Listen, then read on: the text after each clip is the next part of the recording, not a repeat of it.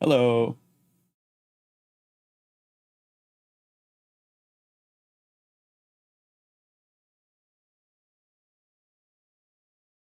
The Fugis are...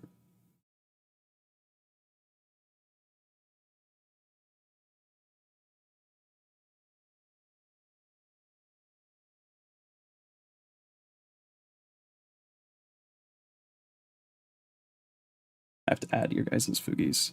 I have, for some reason... Okay, there we go. It'll still use your Discord profile. If that's all right. Okay.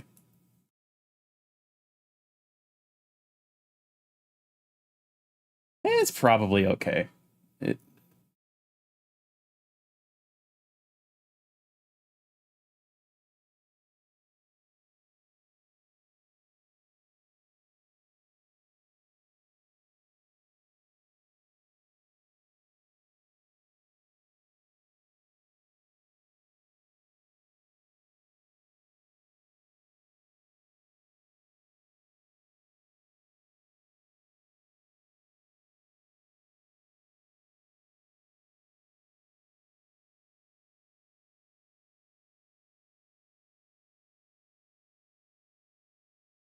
Yeah, it's very finicky. I was trying to set mine up earlier as well, and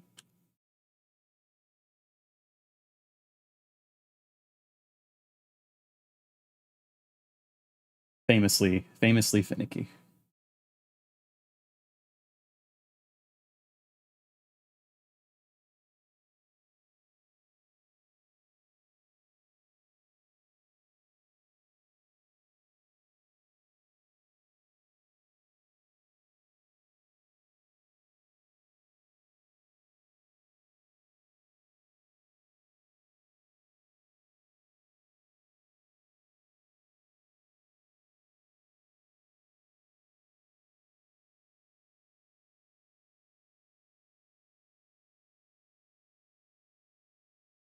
Triple wielding.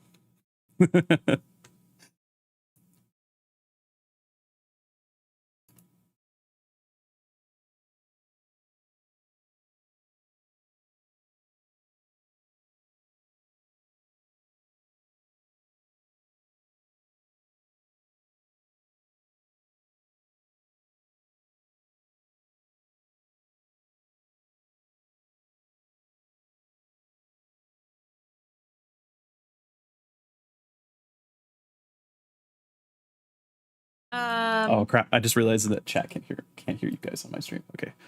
Oh yeah, you gotta get. Let me close my window. I think I have people outside talking. Give me a minute.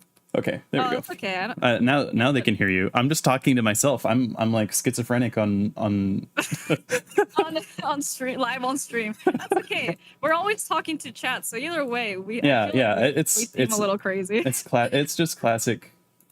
No, but like I have like neighbors talking outside. Oh no, you're good. We can't hear anything. Okay, no, your mic isn't picking it up, so you're good.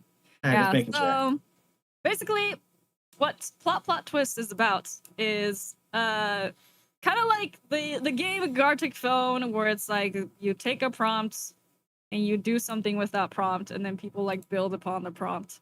But this with this, it's a writing version of it, where we will be spinning these here roulette wheels to get our character like archetypes, a genre, setting, and we will take that, and each of us will take turns rotating through different stories to write a kind of like short story, random short story.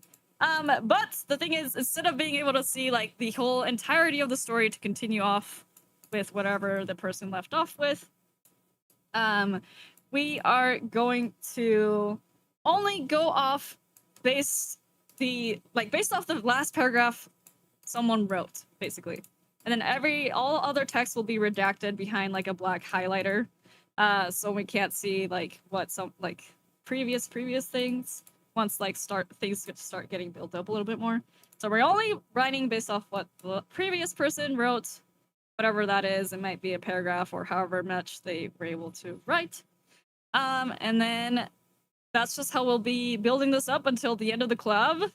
And then like once it approaches the end, we will finish off wherever we're at with each of these stories, and then we'll read them through and see just how chaotic they are, which I don't know. I don't know how this is going to turn out, but I think it's going to be fun. Very cool. I think it's going to be very fun. So that's basically the premise of it. Do you guys want to introduce yourselves? I guess starting in Discord order. Not me. I mean, hello guys, my name's Nalo. Yes. Yeah, introduce yourself too. Yes. Oh, I forgot. Sol, you're also. Yeah, I'm also streaming. You're right. Okay. Hi guys. I am Sol's VTuber sibling, kind of. I'm not using the PNG model today. But oh god, I'm lagging. I think I need to turn this off. Okay. I am Nalo Luxton. I am a Wood of Forest Guardian. I like stories, and so thus the story writing collab. Yeah. Hello. Nice to meet you all. Yippee. All right, I think that'll be me next. All right, Yep. So I am Sol Runeholm. I am a Traveling Smith Vtuber, and I am a software development creator as well as a gaming creator. Shit. I do about like Fancy. 50-50 live streams and I guess recorded Let's Play type stuff. Mm-hmm. Mm-hmm. And as Milo mentioned, we are design siblings. Maybe that would be more accurate. Yes. Eventually I'll get a model, I swear. You better. It'll be good. You will one day. One day. Oh, is it my turn? Yep. Yeah. Click. Hi, I am Unit TK-2048, otherwise known as Deimos. Not debuted yet, no channels yet. Still working on getting everything set up. So this is one heck of a way to debut, I guess.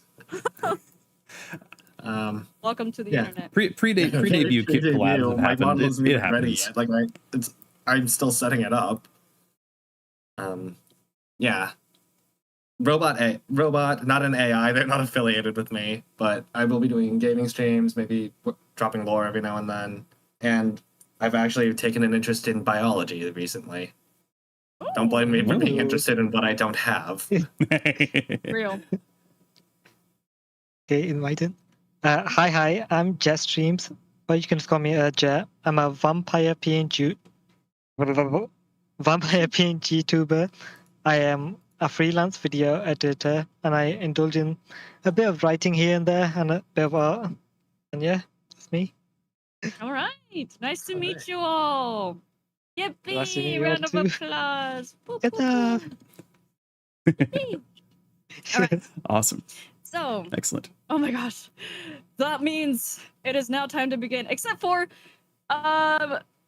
so we never like properly like decided like what we would do timer wise. But I think in order to, because what I want to do is that I want each of us to get to each of the stories twice. Okay. So in order to do that, I Okay. was thinking that I think we probably have to do it in 15-minute intervals of writing, which is short, I know, but That's part of the that fun. way, like people Bright can just vomit on write your as much as they page. You can. will make it. Yeah, like we'll just write as much as we can within those 15 minutes, and then after those 15 minutes are up, then yeah, we'll just be switching, and hopefully we can get to each of the stories twice. But after that, we'll just see how it goes, and if we have like extra time, we can just do another like 15 minutes or however time, how much time is left, before this segment gets ended. It ends before it finishes. So for now, what we'll do is we'll get we're gonna spin all the roulette wheels so we can get each of the different premises for the stories, starting with Well, actually, what do you guys want to start with? Setting, genre, or character types? We could go through. Let's do genres first. Genres? Genre Okay. first. Yes. All right. So I'll spin the genre wheel for story number 1, which will be. Oh God. Okay. Cool. I was like, if it's gonna be horror, I am not a horror writer, but it's not like I can't try being a horror do writer. horror, but I have some ideas. Yeah. Okay. Adventure for genre. I don't know if adventures really counts as a genre, but I wrote it down. I mean, kind of. I mean, if Legend of Zelda can be an adventure. Yeah. I feel like maybe it leans towards maybe you either have like the Indiana Jones side or you have like the like fantasy adventurer type. Yeah. True. Yeah. That Okay, makes so sense. that's genre for story number 1. Now for story number 2, what we got? Sorry, I'm eating lunch, guys. No worries, you're in the I'm eating middle of my an lunch. No interesting. worries. Oh, my Fantasy. favorite fantasy. Excellent. Yeah, Yeah, Excellent. This can be any of the different fantasy subgenres, so it could be dark fantasy, it could be whatever you guys can do with this. Ah, as that's you a good want. one. It's the only Fantasy. genre I've ever written. Real. Ironically, Okay. one of my favorite fantasies. Story One of number my 3 favorite will genres. be... Fantasy is so good. It's peak. Ooh, Yay! steampunk. I love Yay. steampunk. Ooh. I am a Hey, big I love the steampunk aesthetic. fan. Big fan of steampunk as well. I'm currently writing a steampunk story with Chap, so it's kind of crazy. Oh, awesome. Yeah. Okay. Last one, but not least. Can it be romance? Dun, dun, Because dun, that dun, might be as well fantasy for me. Thriller! Thriller. Ooh. Yeah. This is gonna be a problem. Emotional because I don't know the damage. difference between- I don't know the exact difference between thriller and horror, so this is gonna be weird for me to write. How would I describe it? Let me think. I think thriller is more about rising tension than just scares. Yeah, it's more about rising tension. It doesn't necessarily it can include things that build up to horror, but it doesn't have to be horror. It could just be Like, thriller really is all about tension suspenseful. and suspense, from what I can tell. Yeah, it could be very. It's just a suspenseful situation. So Like, intense moments with the intense consequences. Yeah, Yes, and not exactly. necessarily like horror focused. Yeah, like Yeah. to use the worst example ever. Someone could be taking a high stakes test, and that's not horror. I mean, it could be horror. Maybe it could be Don't horror. remind me of all that. But it's more of like the high stakes aspect or the high tension. Yeah. Okay, so more in line with things like spy thrillers. Okay. Yeah. So like high, Exactly. high Exactly. risk. Okay. Yeah, so like you know, if someone's undercover, it's kind of an inherently high risk situation. Okay. Yep. Well, that's gonna be fun to work with. But it's not necessarily horror. Although a lot of horror is thriller. So you Yes. could do horror. Well, it's like the rectangle versus the square. Exactly. Okay. It's kind of like a Death Note. Death Note isn't as much as horror as it is a thriller, as light tries not to get discovered by L. It's like that. Mhm. Intense Yeah. Like moment. Mission Impossible would be a thriller. Yeah. Yes. Yeah. Okay.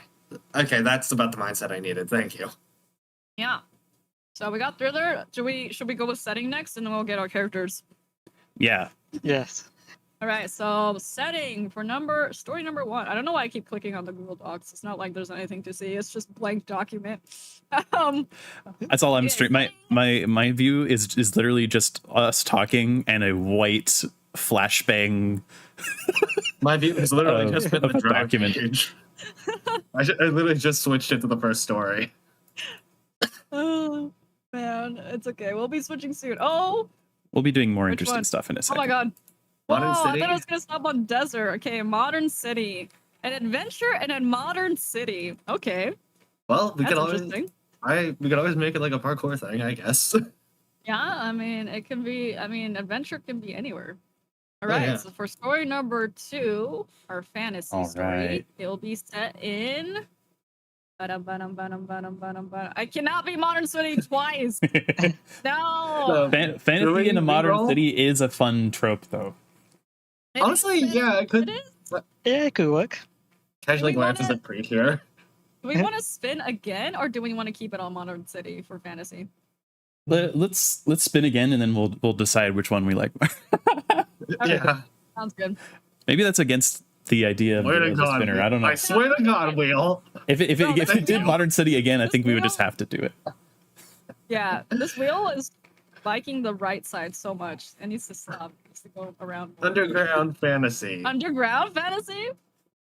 So, So when I do wrote you guys? underground, Yeah, go I ahead. was like, it could be like literally below ground as like in the earth or like in a cave like setting sort of thing.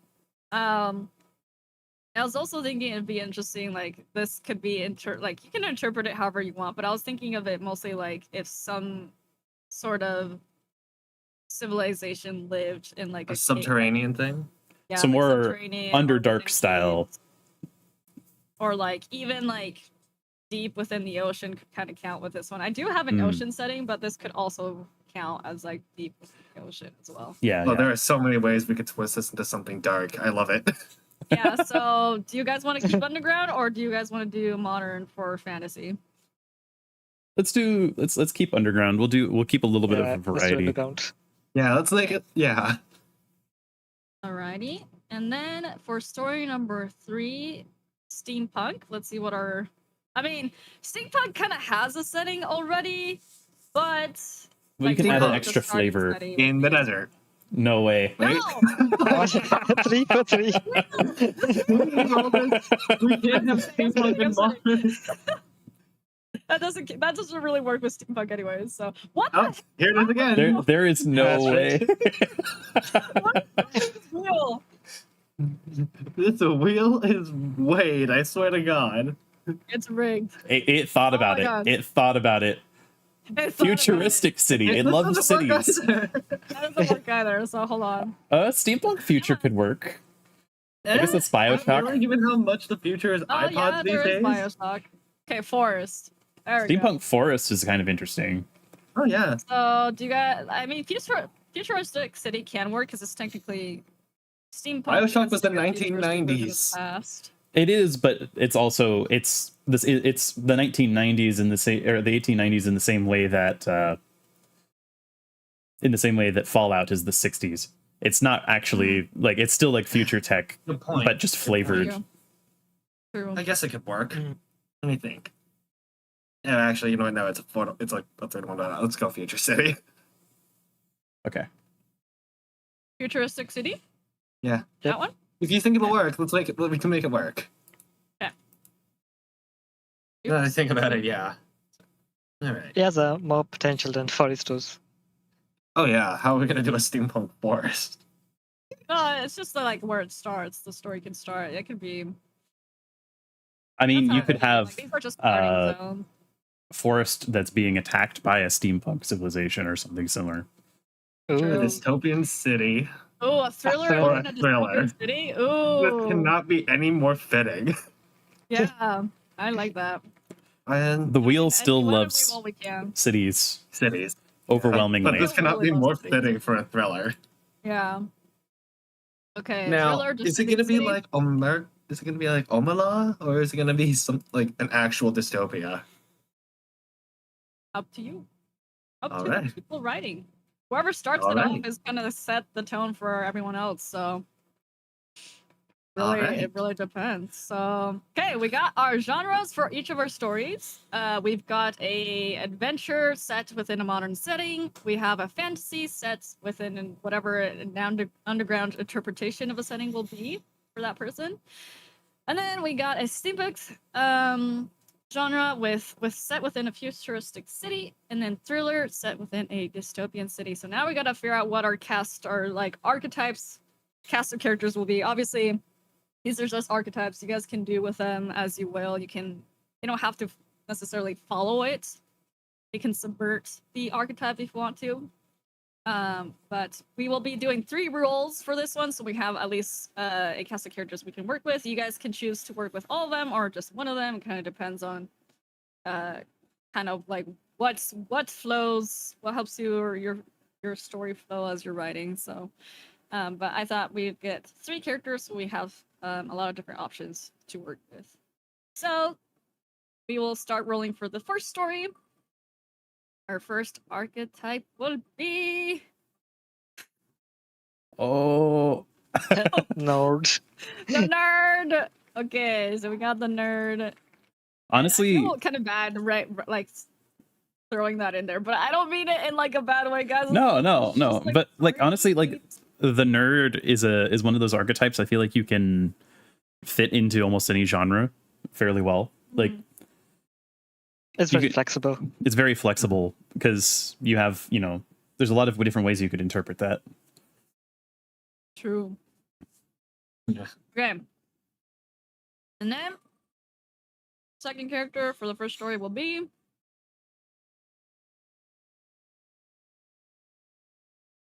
Warrior. that Oh. keeps me guessing. It keeps me guessing, okay? The nerd and the warrior. What is this? An adventure? Okay. Adventure in a modern Oh, now city. this is just starting to look like a Ooh. classic D&D party. That was starting to look like the story that Yeah, just replacing the nerd yes, with a this is what the light wizard. burn. it's a modern D&D party. A modern D&D party. Well, let's see if there's anything that throws like I don't know. Hello? Why are we back here? two warriors. Warriors. So A nerd and his 2 bodyguards. 2 warriors? Should I Should keep we? with like 2 warriors or should I go for I feel like it's kind of interesing, right? Like I'm You just have sitting two- here looking at Tetsu Kirishima and thinking we can make also it work. this wheel loves to double up. It really does. These wheels, they're not it, man. These Someone in my wheels would chat go to was jail like- in Monopoly. Someone was like, someone check the elf dice and get them out of the casino. Something. Oh, whoops! I didn't mean to start spinning. Well, this is the Oh. now. This is the archetype for story 2. All right. The popular. Popular. Oh, Yeah. okay. Yay. Okay, this- Oh, thank God. Nice guy. Nice guy TM. The Nice Guy popular TM version is of- actually like really I don't know if it's like low hanging fruit to write as like as an antagonist character. I don't know. I was just like, well, it could be nice. I don't know. It was just like on the list, so I just wrote it down. I was like, nice guy to you. I think there's a lot of ways to go with that actually, but Whatever that. the means. popular person in a fantasy underground. Probably like the local celebrity. Villain. A villain. Villain.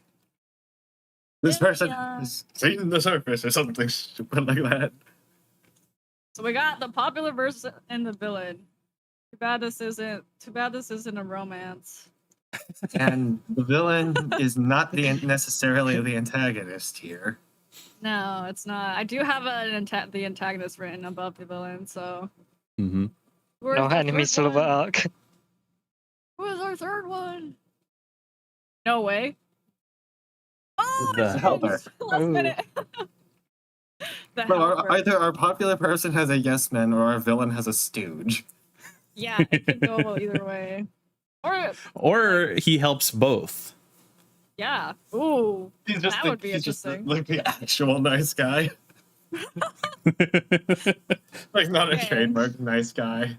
Oh, okay, that was for story 2. Now we're on to story 3. All right. Who will be our people? Please, roulette wheel. Please go on the other side of the wheel. Just stopping the same spot. Okay. Caregiver. Right. Oh, okay, we can make that work. In a futuristic steampunk city, the caregiver could be like older sibling, like the parental figure. Could Older be- sibling, the only person in the family that doesn't have like steampunk stuff. Could be like I don't know, it could be the anything. mother of the friend group. Yeah, like the the caring mother of the person, friend yep. group type character. Yeah, is what I was thinking with that. Okay, caregiver. Okay, so it's our second character type. I swear to God. Okay, The Joker. Oh, the Joker. Now, the fool, the jester, yeah, the It's jester. over, the Batman. idiot that gets away with harassing the king. Harassing the king. That actually was the Joker's job. Just point out Really? flaws in the king's logic. Interesting. Or sometimes I the didn't know. court. Actually, jesters were kind of like a little tool that way to be someone who's allowed to say the quiet part out loud and not get in trouble, not get their head lopped off. Exactly. They get to make Because fun they're of the king without getting in trouble for it. Or other nobles Oh. too. Like they would be present in like meetings of the court. It's a very interesting. Like, Yeah, the Joker was very much a heckler. Good for the Joker.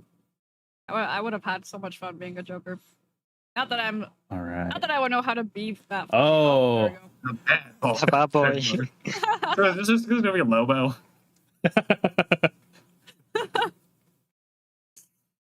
Oh man. I don't know, when I hear that, I just imagine a guy that always wears a leather jacket. He has his hair slicked back and he always wears sunglasses. I He feel always has like a still- bracer made. But somehow not Albert Wesker. Despite him you meeting just all of described those. Lobo. Just has a big bike too. It is always like That's- loud, boisterous. Bike helmet too. And one everything second. he does, he prefaces with "because I'm bad." No matter what it is he's doing. All right. Yeah, I don't know what the heck this means. I just had it from that one list that I found. Just and I up was to like, just what up is to that? the interpretation. Oh yeah. Hold on, 1 second. I'm trying to figure out. Because I realized all I had on in terms of background music was the game that I had for my BRB screen, and then I'm like, oh wait, I actually. Oh crap! Actually, Okay. you're absolutely right. I need to move my.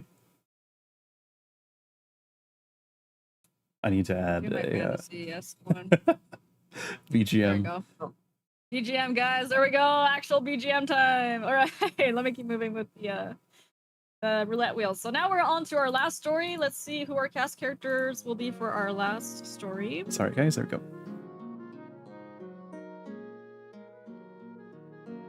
So this is gonna be fun. Not the Joker. No way. Oh, this is Are we gonna be keeping fun to work with. Joker? Could be a different interpretation of a Joker. Oh yeah. Of the Joker. Oh god, I can't speak. I don't know about you, but this is gonna be fun. That was a great impression. That was a good impression. Yeah, I was gonna say. Thank you. I've been working on that for years. Ooh, a hero. The hero. Is this just Gotham? Is this just Batman fan fiction? Might as well be just Batman. Batman fanfiction is crazy. Brother, we cannot beat this wheel. The man. magician. The Rachel Gould is magician. really Okay. Batman. I mean, theoretically, you could do that, but Satana. Dr. Wait, does Fate, that this work? really. I feel like actually there's quite a few stories that fit. Like if you're taking this from like an archetypical perspective, like there's yeah. quite a few, especially like superhero style stories that fit this. Yeah, but Batman is the one everyone thinks of. It's not the Shadow. I feel like that's because of the Joker though. Like if you called it something else, I think even if it was like a similar archetype, you might start thinking of other stuff. Oh yeah, and then we don't have to write this Joker like this Joker. Yeah. No. Yeah. All right. There we go. Alrighty. Okay, so for the first story, we got an adventure story set in a modern setting with I don't know what I'm 102 warriors. 2 warriors and 1 nerd. This sounds like the start of like a comedy. All right. Story number 2, we got a fantasy story set within the underground, whatever that may be, with a popular person, villain, and the helper, which can be interpreted in a lot of interesting ways. Steampunk story set within a futuristic city. Got the caregiver, the Joker, the bad boy, Gotham, baby. Then last one, thriller, dystopian city that has the Joker, hero, and the magician. Oh wait, no, this one's called. This one is just. Straight Gotham. This one, I don't know what this one could be, but it could be a lot of different things. So, do we want a little bit of time to brainstorm? Like, do we want to set, like, Yeah. Brainstorm time would be nice, but at the same time, Do you wanna- the idea I was gonna get thrown out the window by the next person in line. True. Yeah, I think starting from scratch is a little bit more difficult. So maybe what we should do is make the timer longer for the first stage, and then do 15 minutes from there. Okay. 30 minutes or 20. I don't know how much time do we have here. We've got 2 hours and 20 minutes, right? Yeah. We probably will, and if we're gonna do 2 loops, we probably have to do 20 minutes. Okay. 20 it is. Okay, so then if we're gonna start our story writing sessions, do we want to? Okay, so I'm gonna stop streaming for the sake of the story writing process. But in terms of the timer, how do we want to go about that? I didn't think about. I can set a timer and then just like do a countdown. Yeah. Do you want to? Yeah, if you run the timer on your side, maybe, because otherwise it'll be a pain to sync everyone's timers. Yeah, so I'll just run a timer on my end, and then I'll do like a little countdown, and then be like, go. Then we'll start. And then besides that, what was I was thinking of something, and then it left my brain. Oh no, there was something I was gonna. Oh yeah, in terms of call, do we want to stay on call while we're like not like leave the call, but do we want to like stay mute unmuted? And we can stay and just mute ourselves then. Is that what you're saying? Yeah, like, do we want to do that, or do we want to be chatting while we're writing? It's a good question, because then like if we're chatting while we're writing, then I feel like we're not going to be talking very much about what we're actually writing. We're just going to be like vague. Yeah, be like, oh, this character, wow, this is great. This is certainly a guy. If we're muted, we can at least talk out loud. That's true. That's the other thing. So it's like, I don't know. But then, do you guys want to be able to talk out loud, or do you want to vague post on live? Oh God, I'm not good at that. Vague speak. Yeah, I think if we all, I think we probably should all mute and like rotate that way, and then not deafen. But yeah, so not deafen, just mute, and then that way I can unmute and be like, okay guys, time's up, sort of deal. Well, time from my perspective be nothing but 20 minutes of silence, because I can't carry a room on my own. I'm sorry. It's okay. But that's okay. We will be doing probably more of these in the future. I want to do more of this because I think it's going to be very fun. So, all right, then I will hit... I'll do a countdown, hit the timer, and then we can start, and then I'll mute. So, starting the brainstorming writing session number 1, starting in 3. Oh wait, I'm on story 3, right? Yes. Yeah. All right. Sorry, Okay. I just had to make sure. No worries. 3, 2, 1, go!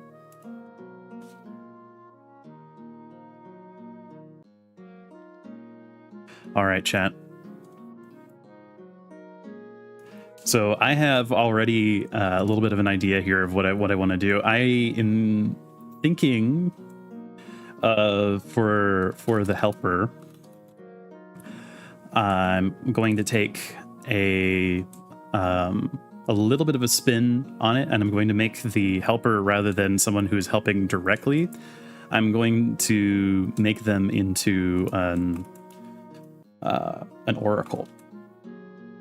So the thing that immediately popped into my head when I started looking at the tropes is sort of the idea of a hero or a princess or some kind of royalty traveling to meet with an oracle.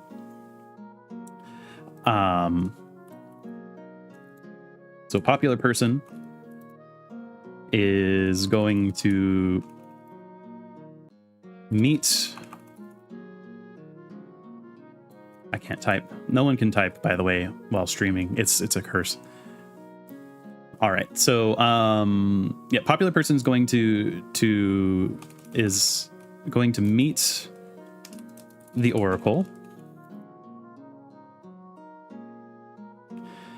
And So for the villain, either we can have the villain try to stop them from meeting with the Oracle, or can try to twist their way of interpreting what the Oracle said, or, and I think what I actually want to do is also going to meet with the Oracle.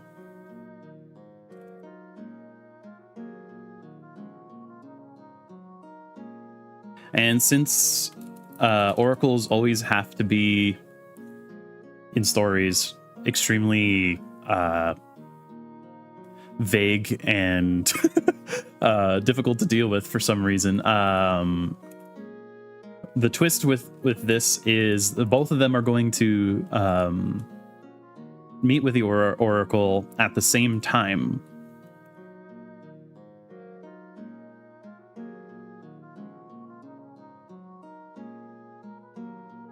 And the Oracle will deliver 2 prophecies. One for the royal person, hero, whatever the popular person is, and one for the villain. And neither one of them will know which prophecy is for who. And then hopefully this telephone game that hopefully gets passed back down, and I can kind of twist things back whenever the story comes back around to me.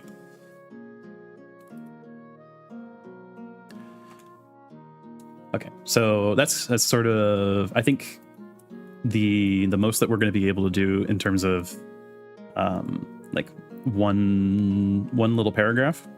So I'm going to take that. Let me take this. Bold that.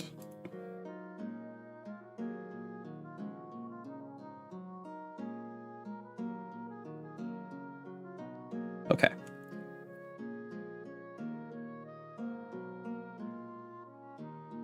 So my approach with this sort of stuff is that I have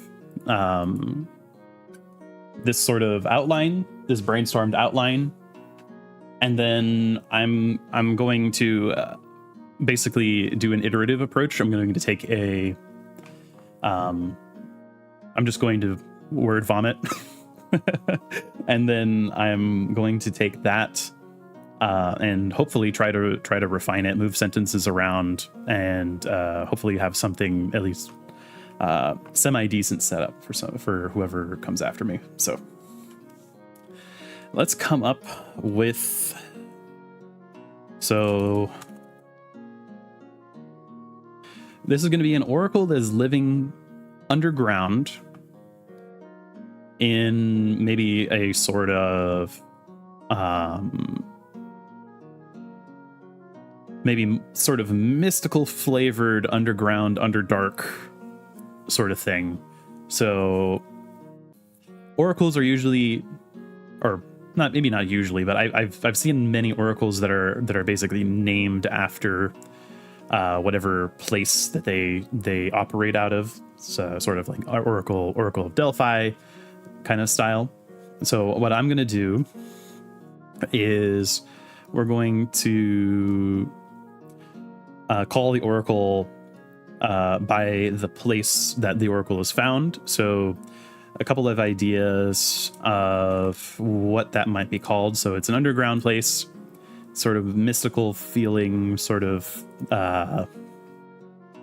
potentially far away. I'm just going to take it pretty simple, and I'm going to call them the Oracle of Far Delve. Delve obviously being like delving, like going under, that sort of thing. And so we have Oracle of Far Delve, and the popular person,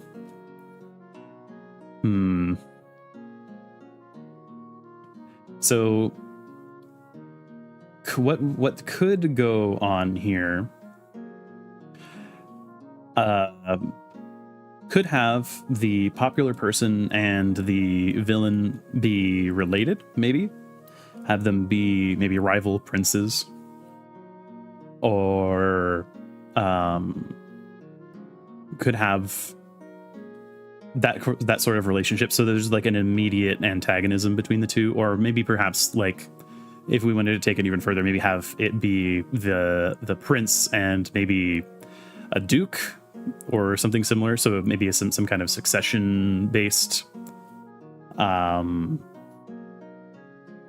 conflict. What else could we do? So we want to immediately have kind of the establishment of some kind of conflict that is easy to understand, because we don't have a lot of time. So I think that's what I'm going to go with. I know I probably could sit here and come up with a couple of other ideas, but I think what I'm going to do is say the prince. So succession of the kingdom of, what do we want to call this? Something, I'm gonna probably come up with something pretty generic.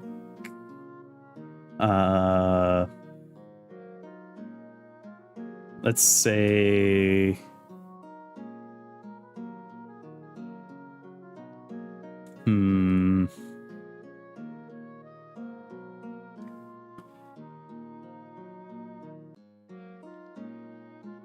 I'm going to do a combination. So I went through sort of a thought process there of like green field, verdant. I'm going to combine those words, and we're going to call it ver field.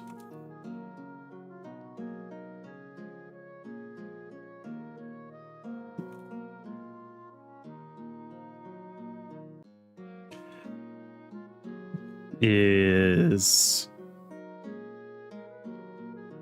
I don't know what is like the wording that we would use for this? Maybe a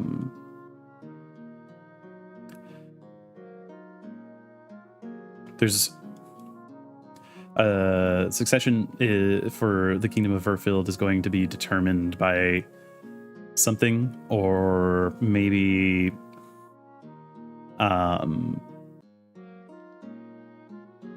both are looking for some kind of leg up in a succession struggle, some kind of something like that. So we would have like the prince of the previous king, the eldest son of the previous king.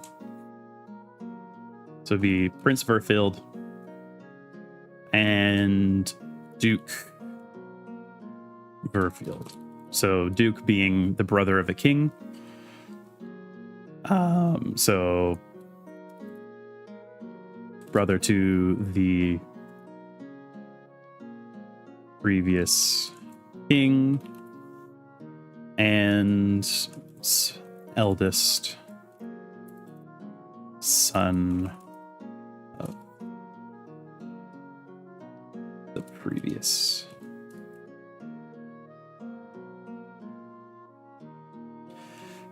So the next question then is, what is the driver of the conflict? I think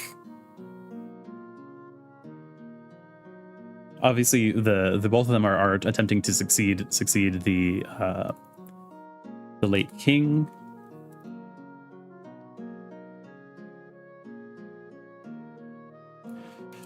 Verfield. Nice thing about using royal families is I only ever have to come up with one name, and then I can just use their titles. Let's say, so what the conflict is pretty clear. So the conflict is pretty clear. Both of them are going to go to meet with the Oracle, but what are they trying to get? So they're trying to get a prophecy, but why do they need a prophecy? Why are they not resorting to open conflict? So could go the route of maybe having some kind of tradition based on this, or perhaps some kind of determination of legitimacy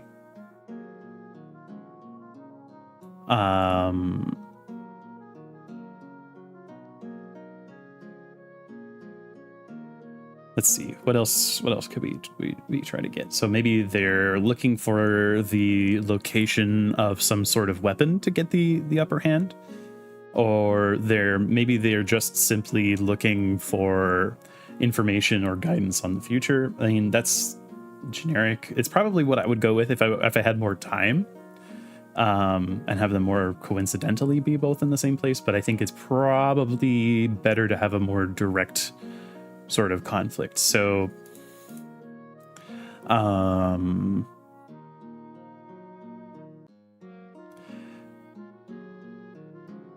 don't think a weapon is going to work.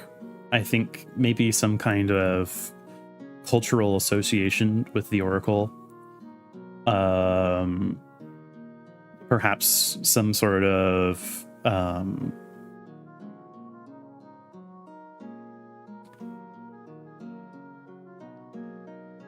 self-realization prophecy, maybe. So let's take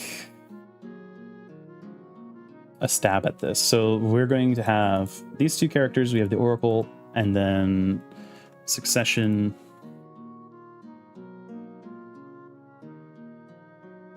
is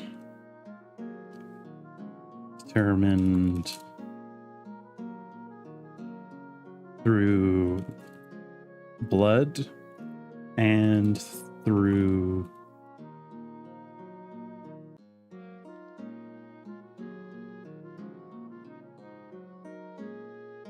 proof of one's fortune. So it could do like fortune in terms of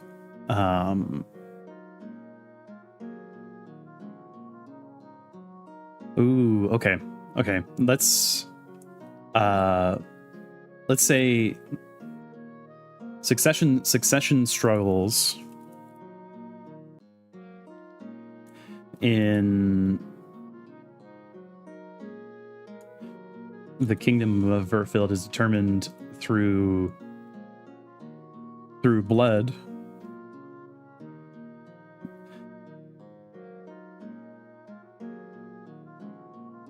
Or the succession disputes in the kingdom of Verfield are determined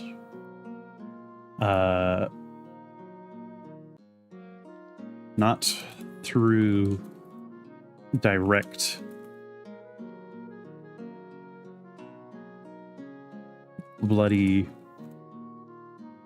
civil wars or backhanded coups.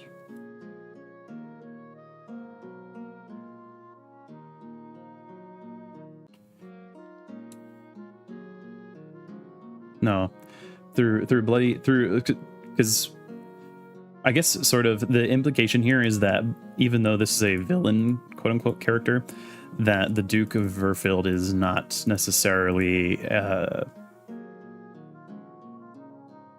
breaking laws. I guess they're at least attempting to obtain power. They are trying to obtain power, but they're trying to obtain it through sort of a at least attempting to go through some kind of legitimate path.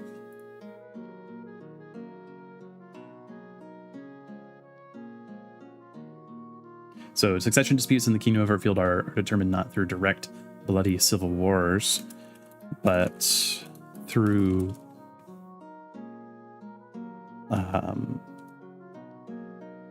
a direct contest of fortune,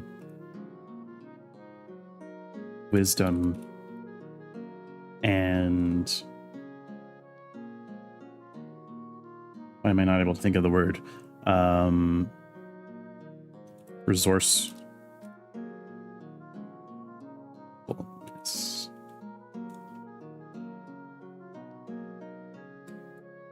In the event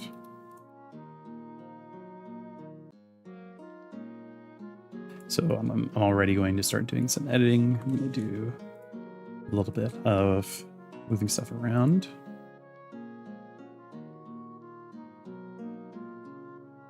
Pacing. The Kingdom of Verfield. Succession disputes are determined not through direct bloody civil wars, but through a direct contest of wisdom and fortune, wisdom, and resourcefulness. In the event of a dispute,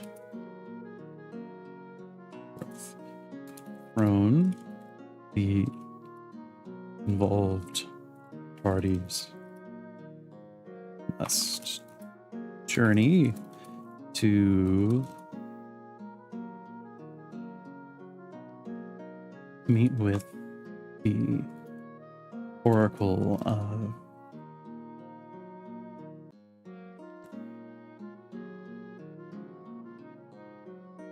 Bardel, deep below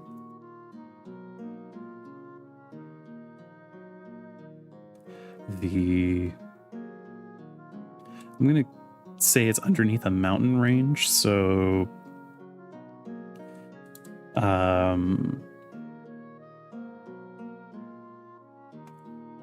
Sky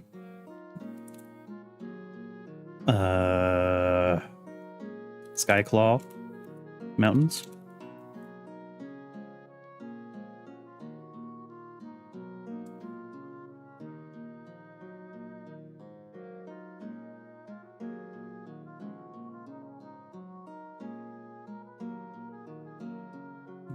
Heard.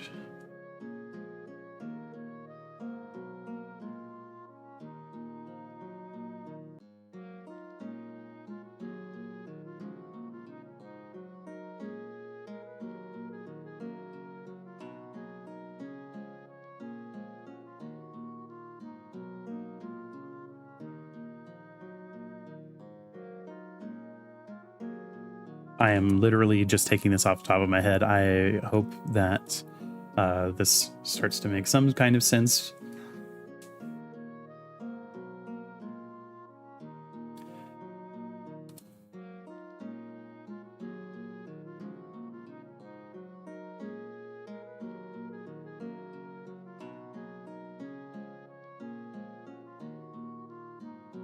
Take that suggestion.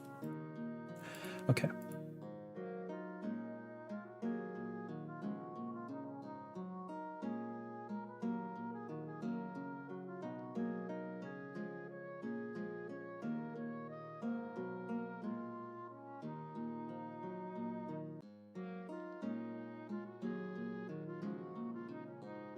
I used some very similar literary devices when I was doing the opening of my debut, but I like to do some kind of. All right, everyone, time's up. If you guys are like in the middle of a sentence, try to find a good stopping point. Okay. And then we'll switch stories. Was a bit harder than I thought. Lots. I don't even. Oh my gosh. I don't even know. I did something really funny, but I mean not super funny. I don't know. I won't say too much. Oh wait, I didn't unmute. There we go. Hello. Hi, I hope I got every archetype properly. Yeah. Let's see. And then we'll just like rotate to the next Google document. So whatever is to your right. So I'm going to story 4. Uh-huh. I'll go to story 2, Sol will go to story 3, and then Jet, Okay. you'll go to story 1. Yep. Is Sol... Sorry, I didn't unmute. No, you're good. I feel like we all forgot to unmute. Yeah. So wrap up Doing wherever it best. is. Just so you guys know, I do have for story 1 there are 2 paragraphs, but I'm not gonna redact any of them because the only redacted text has to be for the person who came. Okay, so times. then my thing's a bit awkward because I took up like 3 pages. I was just board vomiting. Wow, that's Oh, okay. That's impressive. That's crazy. an immense amount of. To be fair, I block out dialogue when I'm doing like 2 people talking. I just do like Okay. one line is one line per I person. did like do, barely enough to set up a setting. Like it's like one me too. paragraph. My thing is very open setting still, but I do have a plot written down. I have an idea, but I don't know if the next person will pick up my idea. So yeah, everyone I'm- switch to the next document. I'm really hoping that like this is not entirely like unparsable. But what I wrote down can at least make sense to the next person. Like I mostly focused on a plot idea that it just came to me. Okay. Okay. So yeah, move to the document, whatever Google Doc is to your right. I'll be hopping on story 2, so you'll be on 3. All right. okay, I don't redact this now, right? I redact it afterwards. Yeah. So after we'll do the redaction after this session. Yeah. Yep. So should we block off our text with like a gap in like an entrance? Like how do I put this? Yeah, Like, maybe like- maybe it would be good to add maybe a line Like break or Act 2. something. Yeah, like we can add one line. Something like this, just like how there's like an extra gap, like an extra paragraph space. Yeah. Yeah, that works. Okay. Um. That's what we do, horizontal lines to block Yeah, off. and I will make sure to remind you guys to redact things, and then like with the black highlighter, and then we will switch again after that. So yeah, everyone moves to the Google Docs they need to be on. The page Alright. they need. Next page. Next page. And then, yeah, this time it'll be a 15 minutes timer, so it's gonna be even quicker. But this is just the nature of this, so we'll see how far we can get story-wise. Yeah. I feel like we're gonna get a lot of rushed endings, but we're gonna try our best. It's so. gonna be very rushed. Yeah. Very rushed. I hope but I that's made okay. like what each person should be kind of obvious. There's a bit of overlap between each other. That's the part that I'm most worried about for mine, about whether or not it's clear. I didn't quite get enough. I think I managed to make it a bit clearer, but yeah. We'll have to see. All right. right. Are you guys ready? I'll Yep. start the countdown, and then we will get started again. So, starting our next story writing session in 3, 3, 2, 2, 1, 1. go! Okay. Yeah, I have no idea whether or not Milo is going to be able to figure out what I was thinking. I was hoping I could get at least like 2 more sentences. Okay. All right. Okay. Welcome to Skya, city of steam. Not much exists outside the city limits as far as people know, but... Oh, good narrator. Good narrator. World building is fine, but if we're constrained to the city, then should you not focus on that? Touché, but shush, Mike. You haven't been introduced yet. Welcome to Skya. Despite the antiquated appearance, the city has found new uses for steam that rival other power sources. Technically, everything runs on steam. Everything is still steam, even in modern day. All of our power is just ways of creating steam to turn a turbine. Even nuclear power is just complicated steam. But that's not fun for steampunk. Okay. New methods of efficient steam use, steam creation, water recycling, and most importantly, power allocation allow the city to thrive on steam-powered technology. Gears line the walls at the inner edge of this outermost city district, all of which contain lifts that move certain individuals from lower levels of the city up to highest points. At the very center lies the grand reservoir, the source of all water flowing through the city that fills the boilers to be turned into steam. However, oh dear, another brownout. Sasha sighed as she looked up at the flickering, dimming lights. I swear these are becoming more frequent every day, she mutters as she goes to check the emergency ring catcher and fill her home's boiler manually. If this keeps up, our food will spoil. It's hard enough as it is keeping food on the plate, but without worrying about it potentially going bad. See, Sasha ran the block's homeless shelter. The recent brownouts have made certain jobs less dependable than others, and more than a few people are finding themselves on the chopping block. She has 2 people living with her at the moment, but the brownouts are making it more difficult to run the place than anticipated. A low chuckle can be heard from around the corner. Well, it would be better if someone didn't hog all the water in the reservoir, someone says as they enter the hall. Late teens, fair skin, and a plumber's outfit with cog-themed shoulder pieces. Ah, well, not our fault. We'd have more water if you didn't take such long showers, Finn. Stop that, please. Sasha asks, no, because I'm bad. Okay, so I get kind of what we're going with here. I don't have very much time. I'm already down 3 minutes. So what can we do here?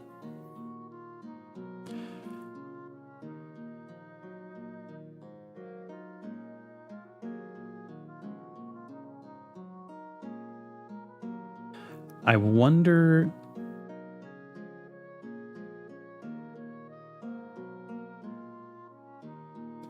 So, caregiver, Joker, bad boy. Sasha's pretty clearly the caregiver. The Joker is Mike, and the bad boy is Finn.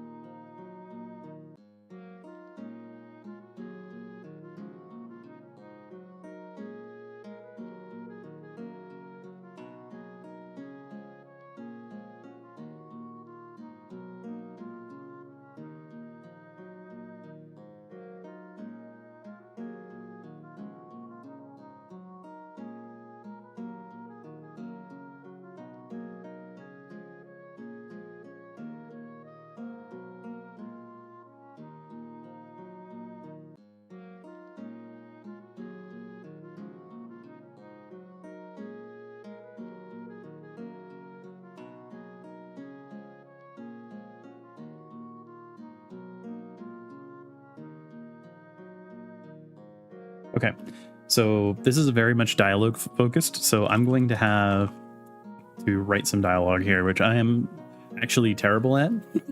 So we'll see what we can do here.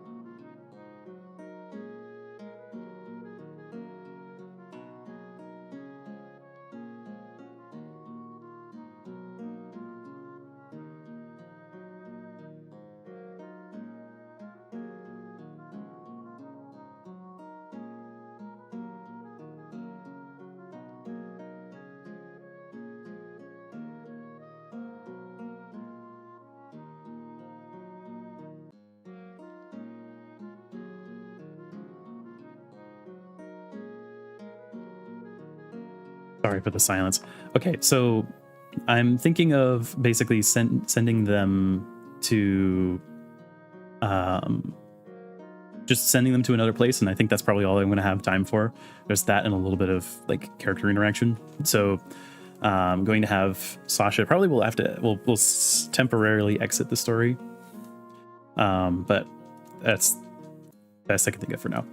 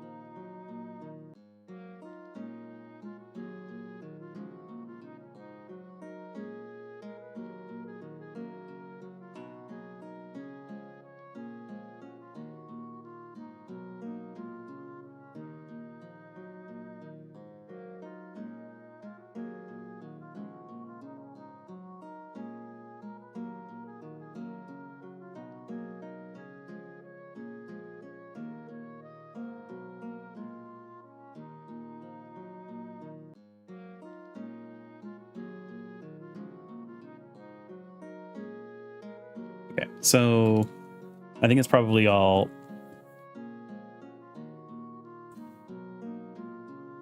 that I can get. Maybe one more sentence. Try to get them like already headed out.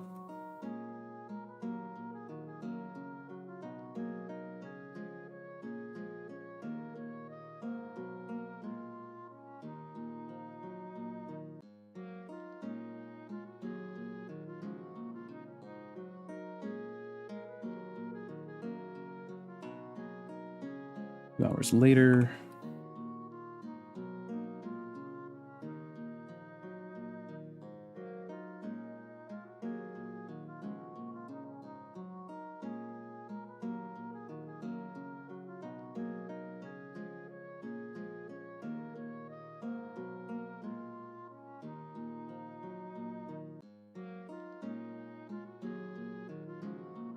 I'm going to include the name to pass that context.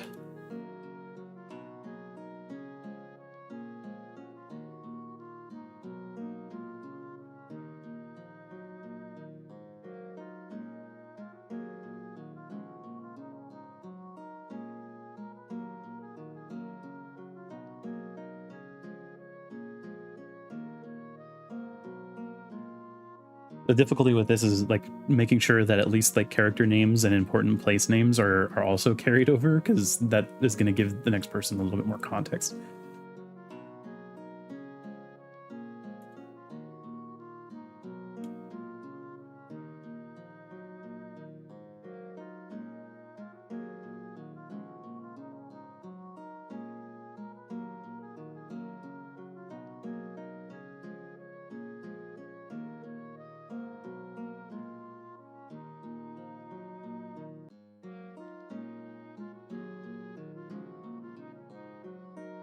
All right, time's up, everyone. Finish up whatever you're working on. I'm gonna and then redact any text that needs to be redacted. Oh my god. All Also, right. don't forget to unmute. All right, I think that about does it. Oh my god. I don't know if the story is going to make much sense with what I had to This is gonna be really difficult. But the part that I had to redact, I'm not sure if the story is going to make much sense after my part, but oh well. Yeah, I think I've discovered pretty quickly that I don't have time to make my writing flowery, so it's Yeah, super yeah. freaking I tried way too hard on the first to like, and I didn't get to add very much of context. The problem is on the third, on my part, I didn't use all 3 characters.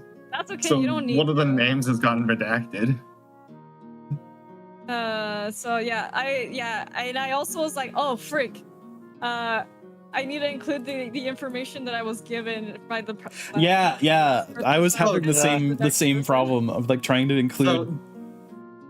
I didn't end up including everything with my writing style, so one of the names is gone. Okay. So it's just it's kind of a learning process while we're doing this. Yeah. So this is fun. This is fun. No, this is good. This is good because this is gonna go. this is definitely I'm learning that I don't have time to do certain things. Yeah, I spent way too long developing just to realize, oh wait, I haven't pushed the story anywhere. I was like, oh no, I can't do this. Yeah, I spent a little while lingering on one part of the story. Yeah, I really wish I could give everyone like the 30 minutes, but because we are on a little bit of a time constraint, maybe. Yeah, no worries. But I think 30 minutes would work if we had a little bit of time. Now that I'm actually doing it, I think if we ever do another one of these at some point down the line, I think 30 minutes probably works better. Yeah. 30 minutes and maybe 1 or 2 stories instead. I don't know. Yeah. Okay, and so yeah, L has everyone redacted the text? How do you redact? Just black highlighter. We're just highlighting it in black highlighter. And I'm just blocking mine off using like the horizontal bar tool, like just sectioning it off, just so I know where I started writing. Yeah, I did that on the story 3. I used the insert horizontal line to block off like. Okay, cool. Just making sure that was okay with everybody. Insert horizontal line. Wait, what do you mean? So if you go up to insert, like next to like file, edit, view, insert. If you click insert, and then in the second section there's horizontal line. It makes a good like break between the sections. Yeah, it's like a straight horizontal thing. It's like a section. Yeah, a section. I see it. All right, there we go. I added it. There we go. Yeah, that's just how I'm gonna start blocking off like where I've written. All right. Okay. So we got these sections. Okay, I'm leaving mine as is. Now we move to the story to our right again. So as long as everyone has things redacted, hopefully. Is story 1 fully redacted yet? Okay. Story 2 is redacted as much as I can. Oh my goodness. Okay. Okay. I'm just trying to figure out what to redact. Highlighting with the black highlighter? It's next to the text color. And then you like highlight. That is. Yeah. I'll figure it out, thanks. Yeah, I can't move on until it's just no worries. It's no problemo. We're figuring it out. Well, just learning as it goes.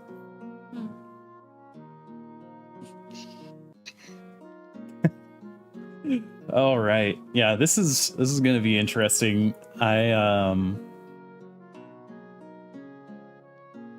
It might end up being more not finished stories or sort of split that. Yeah, I think where it's like, and then the next episode. To be continued. Yeah, I think it's going to be extremely difficult. We're not going to be able to do write any sort of conclusion.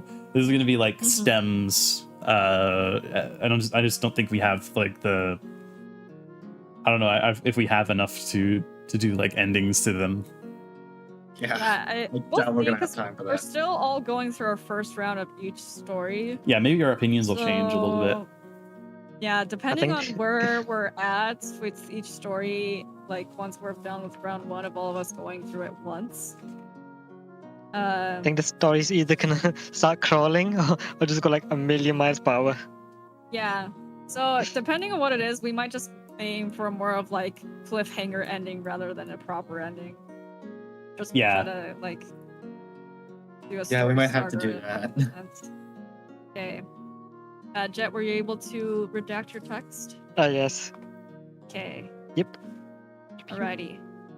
Right, I'll be Then- checking that. Are Move on to the we next- ready to move on? As ready as I'm gonna be. Yeah, this is interesting. There's a lot of learning for this, but I definitely think that something like this is still fun to do. So No, it's, all right, it is, we'll see this how is we exactly do. why doing this is good. Yes, This is fun. Yeah, also, this is good fun. exercise. You can Alright. watch good writers. All right, I'm excited. It's been fun reading everyone's thing and being like, oh, okay, how do I continue? Yeah. Where do I go from here? Yeah. Where do I go And from the here? Yeah. styles are very different as well. Like, Yes, very much Yeah. so. But it seems like so far from what I've seen with all the stories, we're sticking with third-person perspective, so that's interesting. All right. All right. Starting the countdown. 3, 2, 1, go! all right, chat. Let's take a look. Sorry for being so quiet during that. I'm struggling to balance this. This is like way more difficult than I was expecting. Okay, so already this is insane to me. This is actually insane. Doing a time skip like that is not. That is wild. Okay. I'm for the sake of time, just because I used so much time on the previous one actually reading out loud, even though I was reading it like fast and kind of not very well. I'm just going to read this and the future ones silently, and I will use my cursor to show where I'm at, because otherwise I'm going to be using way too much time that I need to use on actually writing.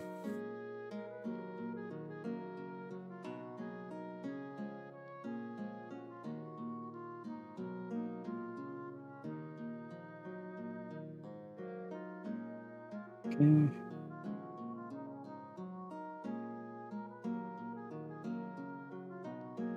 So this is dystopian city, okay.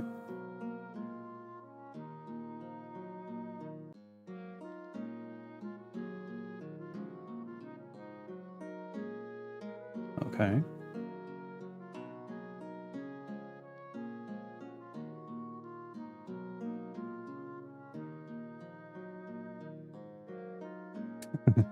Okay. Okay, that's giving me a little bit to work with. So we have long nondescript package. So, and we also have this forced happiness. So there's two ways we could take this. We could have a sort of cursed object type thing, could have some kind of weapon, perhaps. I don't know. This says Joker, Hero, Magician. So I'm guessing that Laziel is the hero. Jiro is probably the Joker. We have no sign of the Magician. Okay. So what I'm going to do with that is I'm just going to not going to reference what was going on there, and hopefully okay. So I'm just going to take the first thing that pops into my head, and the first thing that pops into my head here is that this is some kind of weapon. The question is, what kind of weapon? So we have two options. I think this seems to be a semi-modern setting, but that doesn't necessarily mean that we couldn't use something like more fantasy style. let's give them.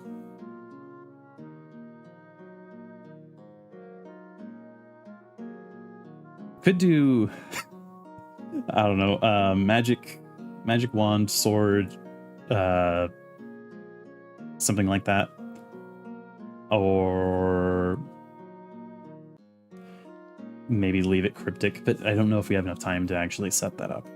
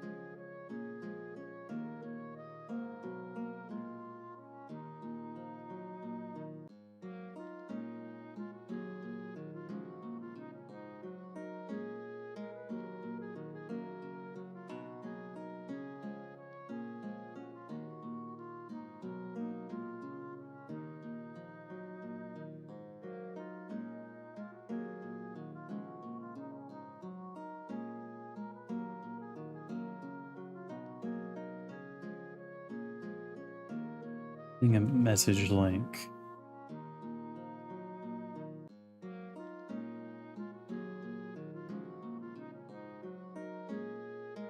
Wasn't there something about?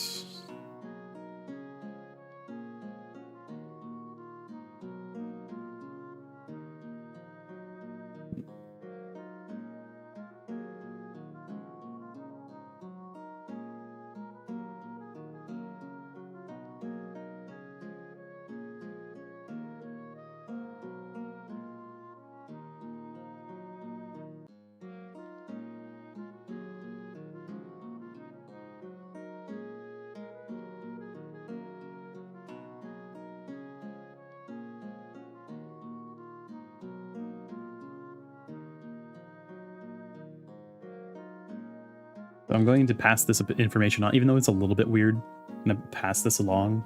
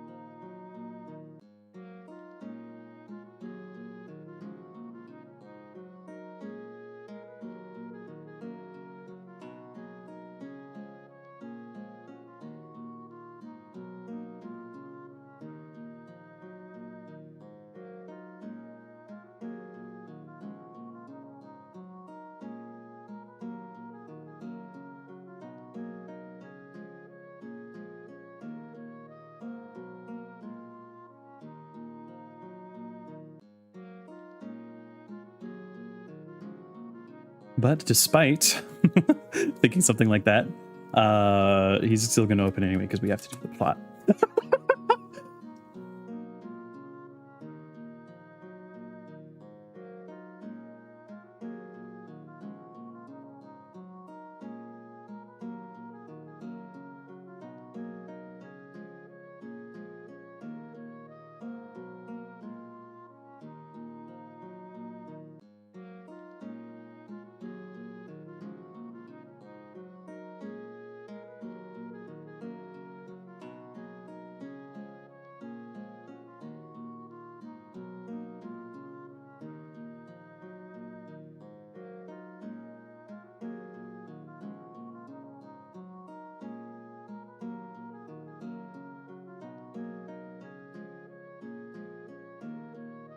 I'm just going to throw this in for some kind of flavor of humor.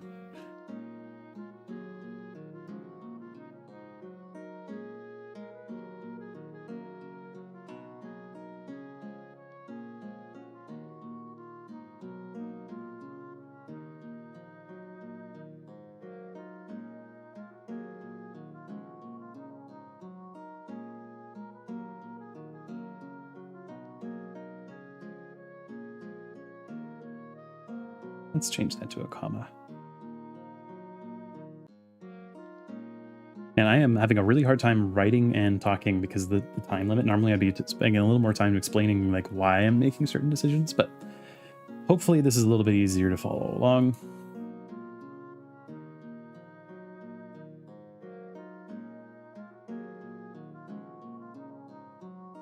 So I'm going to just set up a cliffhanger and see what the next person does with it.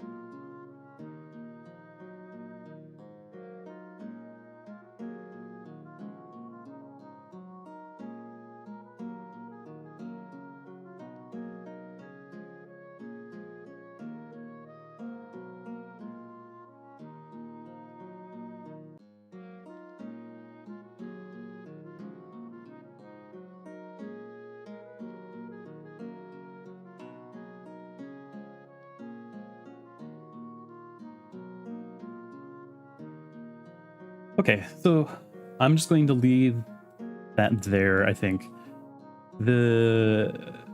Hopefully this gives like at least something for someone to follow up with, like opening what's in the package. I think giving it some of a magical flair. I'm hoping that makes a little bit of sense because of the magician is like absent here, so I want to make like some kind of allusion to magic, but I also couldn't think of a good object to have in here, so I'm having kind of a cop out. But yeah, this is basically a box in a box sort of situation. But maybe someone can come up with a cool idea for how it can be opened.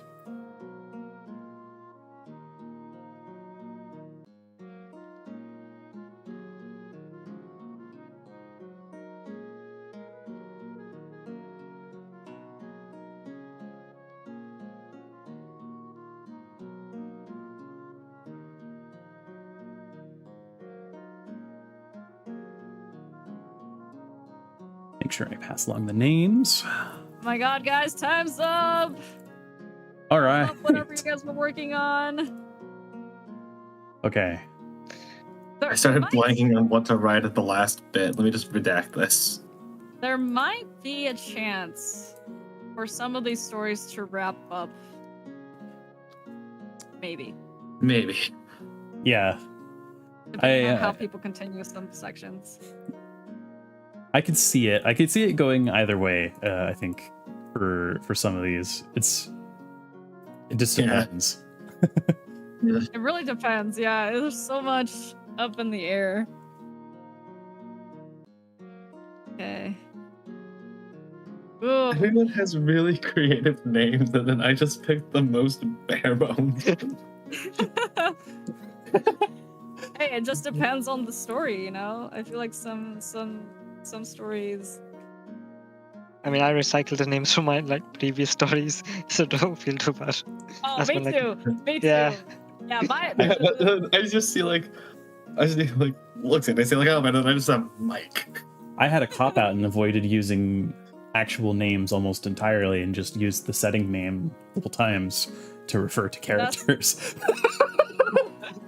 Actually, that wouldn't have been a bad idea, but it would make them feel less personal. True. I don't know. So we're almost done with our first round of. Oops, I didn't mean to switch stories yet. We're almost done with our first round, and then we have one more round of switching around before we have to start wrapping up, and then it'll be on our last round. We'll have to wrap up the story. So I don't know. I'm really curious to see how this will go. Either way, it'll be an interesting read, regardless of whether or not the stories get finished. Definitely. Oh yeah, certainly is going to be interesting. I feel like I've tried to, I don't know if you guys have tried. I've been trying to somewhat match the writing style a little bit, but we'll see how much that actually works. I think I have been a little bit too. Not too sure though. I can't tell. I think I'm matching it a little bit. All right. Okay, but I think Is everybody we're ready to move on? Redacted their Everyone switch. previous piece? Yes, I've redacted. I believe so. Is everyone redacted? Yeah, redacted. Yep. Redacted. We're good. Okay. Then let us switch to the last first round. I don't know if that makes sense. Also, this is just funny. I think all of us use different fonts. I tempted to change my font up on the next round, but I'm not sure how that's gonna go over. I mean, it's fine. It's just fonts. No, it's just fonts. I just think it's actually kind of funny, that even that is different from the story to story. I might switch up my font, but I haven't know yet. Okay. Oh man. Okay, are you guys ready? I'm ready. Last round of the last section of the first round, but then we have another round to go. All right, starting in 3, 2, 1, go. Okay, so I think that worked a little bit better. Sorry, I am still trying to get the hang of actually talking while doing these, because this is I feel like the things that I'm saying, I don't want to just read out what I'm typing. I don't know. We'll figure it out. Okay, so let's read this. Oh, actually, let's look at the setting first. Adventure, Modern City, Nerd, Warriors. Okay. Guessing these are our warriors, and this is our nerd.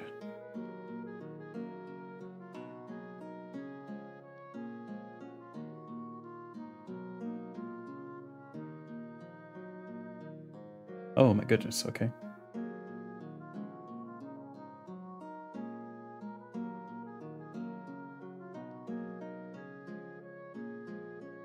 Okay then.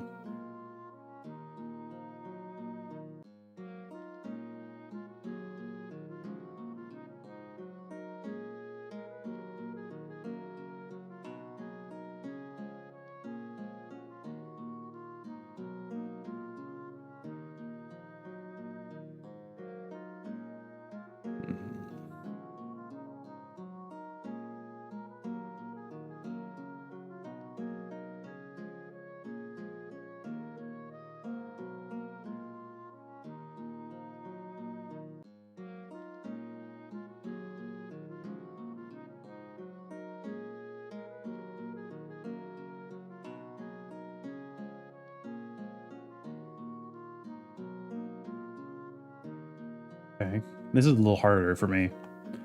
So clearly Cassian and Merida are Merida are the two warrior types. Or maybe not clearly, but I'm just guessing just based on the association.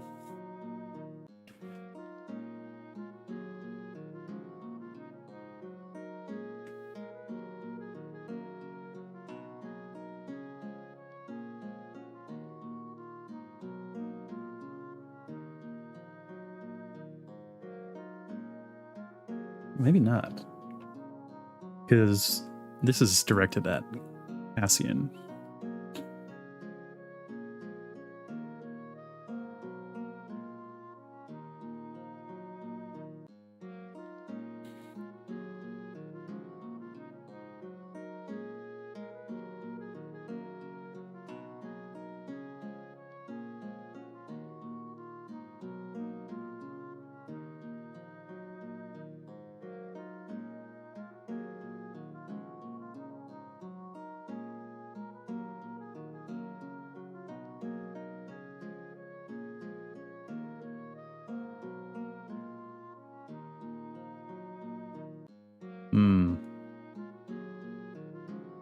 Okay.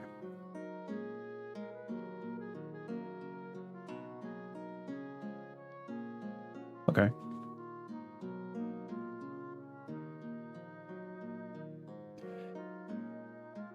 Okay, that took me way too long. But let's see where we can take this.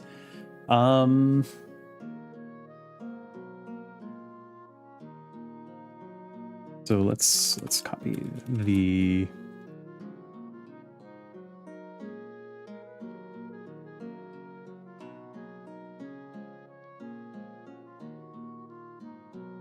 annotation or part demarcation, I guess.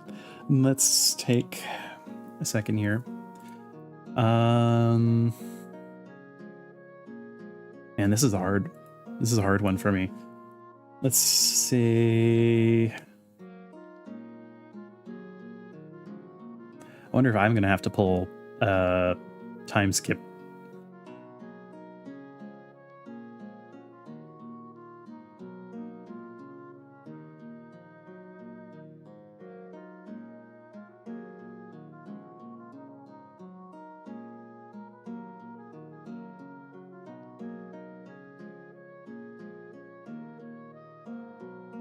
Hold on just 1 second. My tracking might die for a sec.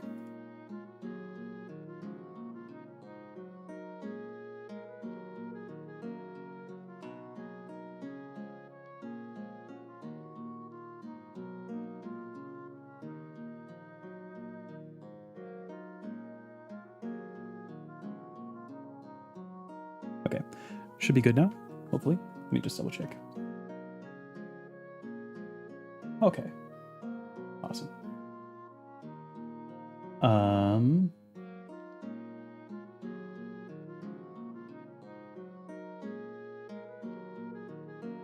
So I'm just gonna have them go somewhere and see how that goes.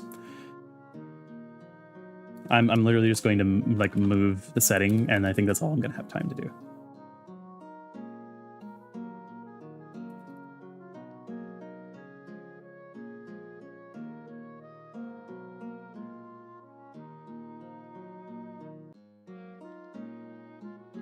I was going to refer them as the party, but I just want to get the names out of the way just in case.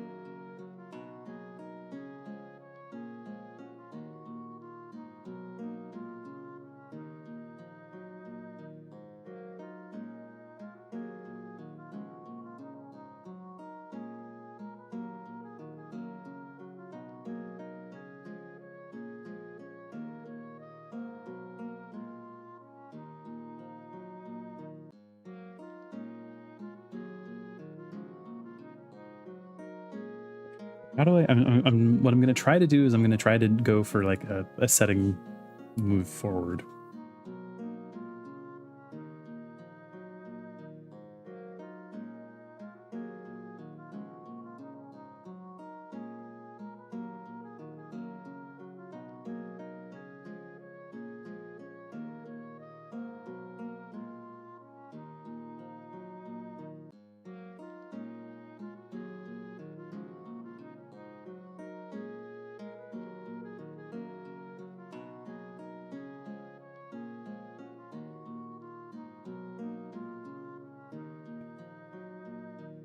So I'm going to try to like just send them to another city. I really think I'm going to run out of time.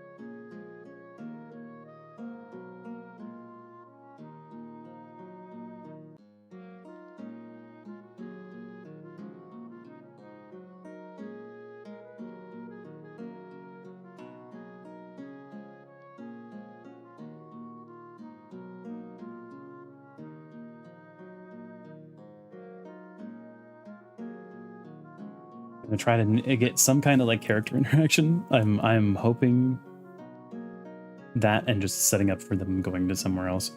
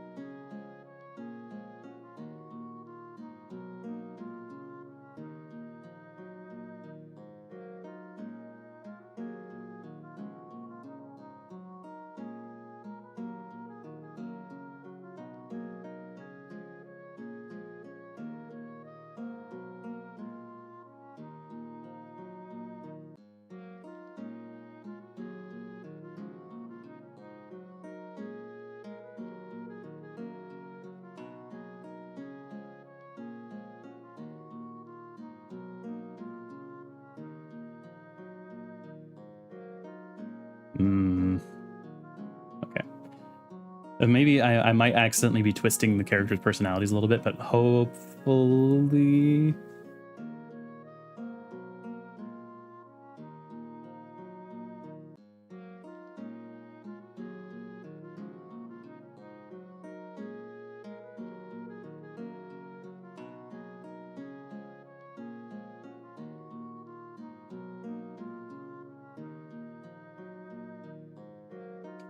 Yeah, hopefully I'm retaining at least some elements of them.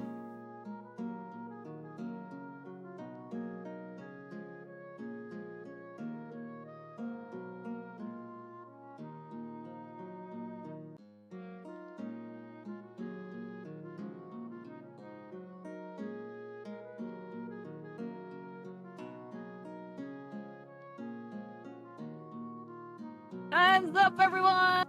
Oh, all right. I need to actually go back and redact the text, but... Okay. Finish up any thoughts? I feel like this one was the hardest one for me so far. Me too. I was having a lot of trouble, like trying to like figure out like a start and an end to take a step forward. Same. This is honestly really difficult work for some reason. It's because you already have a story built up from the past arc, so you're trying to begin from ground zero, and you're trying to continue where other people are, but you can't see it. Yeah. Well, part of it is you're writing like it's again. This is just a game of telephone, so everyone has their own little bit they want to add and remove. I also feel like I might be like twisting the character personalities a little bit. Like, Same. Yeah. I couldn't tell who was bound to happen. Well, Yeah. oh, wow. It's hard to tell. With some of these stories, it's been a little hard for me to tell like who the main character is. same. So I'm like, I might just be switching up who the main character is. I have no idea. Yeah. I did leave. Really hard to keep track. I do want to say that I did leave a little clue for my for the story bit that I wrote for this last round. Because I'm like, I hope I came up with it last minute, but I hope it makes sense to the next person. If not, you can completely disregard it. Whoever writes this next. I went back and tried to like re-add some additional context. So like it's a little bit awkward, but like I'm just hoping to like pass some extra information. Yeah, There wasn't much I can do with like what little I've like. There's not much that Yeah, it's a little hard, but it's a little hard to figure it out when some people just there's just like there's just less detail as it goes on. I think. Yeah, I don't know how to because you have less of the context, and it become. Yeah. I feel like I tried to carry more. It's like the writing is dependent on the context from the previous scene. But if the previous scene is mostly dialogue, you have only the dialogue to go off of, or like you don't even like I don't know what the characters are or what they look like. I have some idea of their personalities, but it's like I'm also hesitant to also provide those descriptions as well because I'm like I don't know if would be just changing someone into something else completely. No, it's so hard. We'll see. We'll see how it adds up. So now we're on to round 2 of going through all the stories once again. All right, and then this will be once we reach the last story. Once we cycle fully through again, that will be when we will all focus on writing either an ending if it's possible, or just like a cliffhanger where it could pick up from. So, all right. But that's something we'll be focusing at the end. So for now, let's just keep things moving and keep going and keep trying our best with what we got. Yeah. So this will be interesting because everyone's going to be coming back to the story that they started. Yes. So I'm so curious to see where it's gone from there. I want to know. I'm so God. This is going to be so weird to look at. Okay, I'm excited. You guys ready? All right. I'll have all things everything redacted. Yep. Redacted? Yep, we're good. Okay. Then let's switch to the Google Docs we need to go to, and we will start again in... Hold on, I put away the timer. Oh, there we go. Okay, we'll start again in 3, 2, 1, go! Back to mute. All right. Okay. We have names and stuff now. Okay. All right. So this has already gone like way differently. So people have given them names. I have to figure out who's who. Princess. What? Who's Harry? Princess? Okay. Rule these Kate. Okay, so we've already this is interesting because so the setting of Verfield has already moved down into the dark. Okay.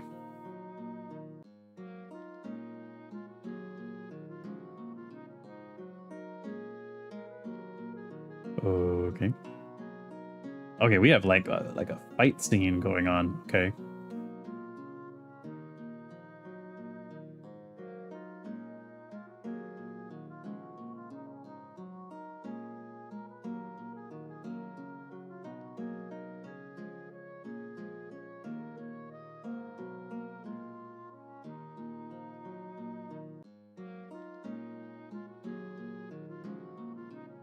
So this is interesting because the initial setup was intentionally attempting to avoid direct conflict, but it just looks like it's gone into direct conflict. But I'm really curious like what led here. I guess we'll find out later. Harold. Okay, so Harry.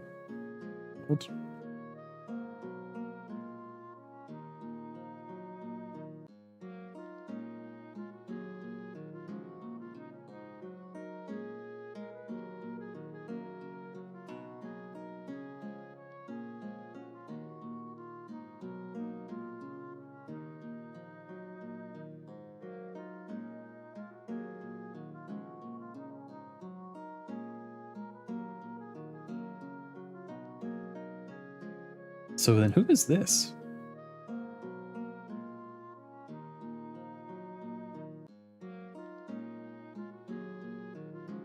Okay.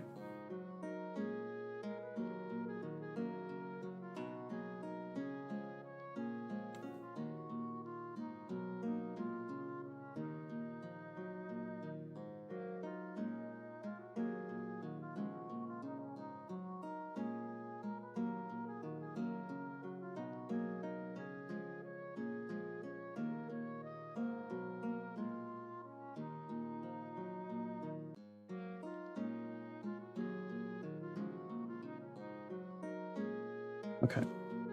This is I don't know, man. Okay, so I wonder what will happen if I steer it back away from this.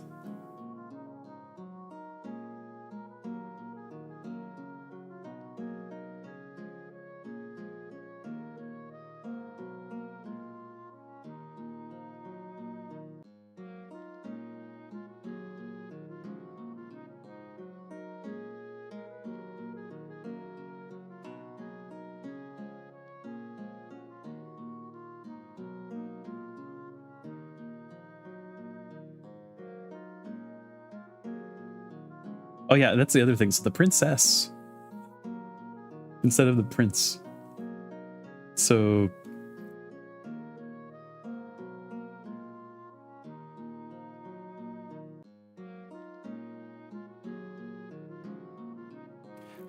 right, did I don't think I actually had time to specify.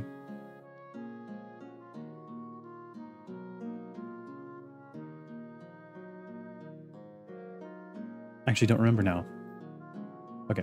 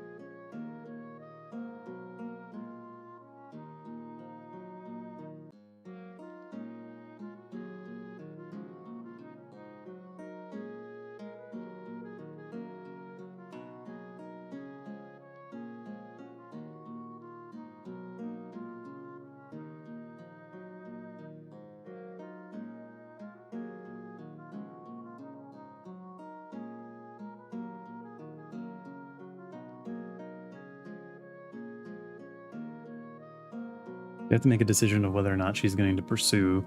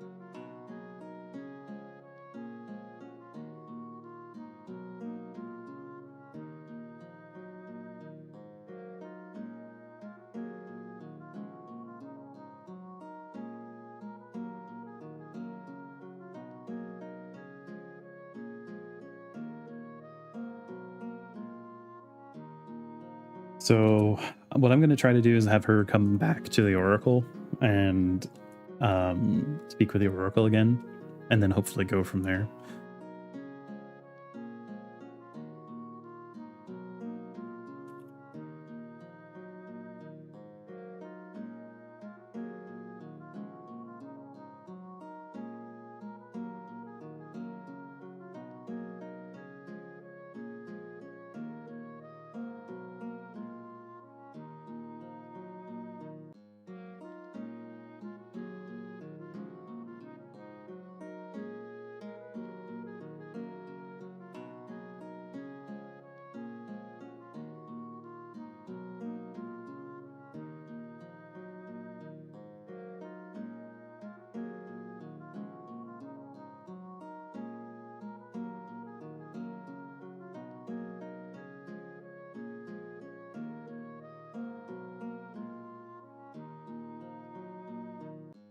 I'm gonna take a total shot in the dark, and this is gonna make no sense later.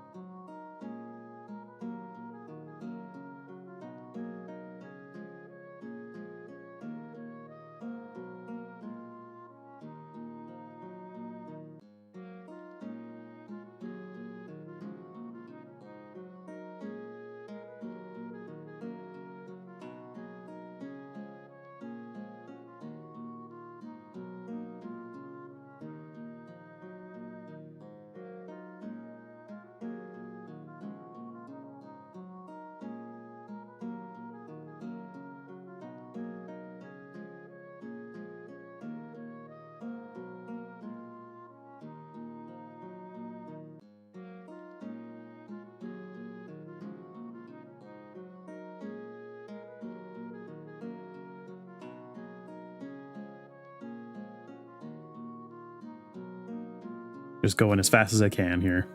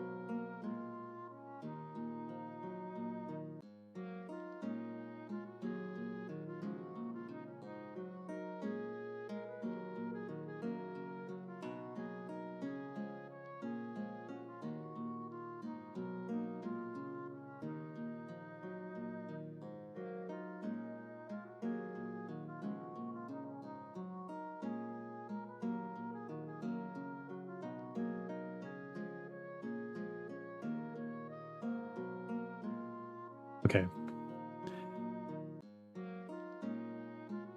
Let's fix that.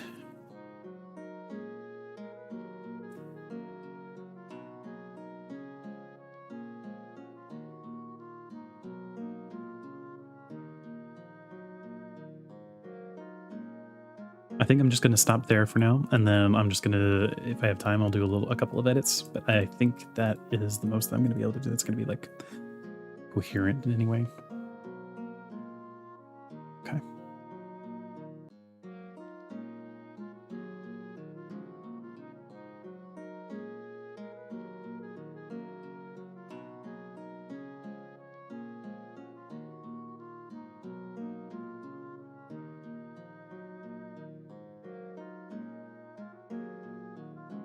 Just going to do a little bit of embellishment on stuff now. It is funny, you know, I tend to have a lot more like iteration, even when I was talking about before, when I'm writing, I tend to do a lot more iteration and iteration and iteration, and this is just not a format that is going to work for that. So we'll see. I think I'm consistently one of the writers here. Guys, that is it's writing time. I didn't realize. Hold on. I still need to finish wrapping up whatever you guys were working on. I need to finish writing this one last sentence. It's like in the middle of the sentence. Hold on. I think my writing has been consistently like really short. Yes, me too. Cause like or getting maybe a little more short over time. it's like hard. I like how you guys went completely differently from my story than I planned, and I'm like, oh, that works. There are entirely new Yeah. characters that I expected. Yeah, I was thinking the same thing. So I got to my turn. I'm like, who the heck is this guy? Yeah. Everyone, like, I looked at it like, okay, no, that's my character, that's my character, and that's my character. So who the heck is this guy? Yeah, same. I'm like, wait, what happened? Literally, what happened between when I started and where it's at? Like, I have so many questions. I think one of my characters, I don't know if this is what happened or if it's just a different character, but I think one of my characters changed genders. Yes. Two of my characters suddenly dropped ages, I think. Oh, what? Like aged down? Yeah. What? What? Okay, yeah, so... I might have worded it a bit vague on the initial thing, but yeah, I think they aged down. What? Okay, so All right. I think this is going to be fun to talk about once This is going to be very interesting post-mortem. Oh yeah, this is going to be fun. I apologize whoever picks up where I left off. I wasn't sure how to pick up, so I'm sorry in advance. Oh, that'll be me. Okay, everything's been redacted. Are we moving on to the next one? Yep. I think we're good. Let's try our best, guys. Let's try our best. We're doing this 3 more times, and then we'll read through these stories. All right. We're almost there. We're almost there. Okay? Almost there. All right. Me too. I'm so excited. Okay, starting in 3, 2, 1, go. Oh, I have to mute. Okay. Yeah, I am pretty certain. I mean, so that does mean I'm guessing that Deimos did not intend for Mike and Finn to be kids. Although I felt like I didn't specify them as like children. I was thinking of them as like teenagers, but I don't know how well that came through. I guess we'll see. Okay.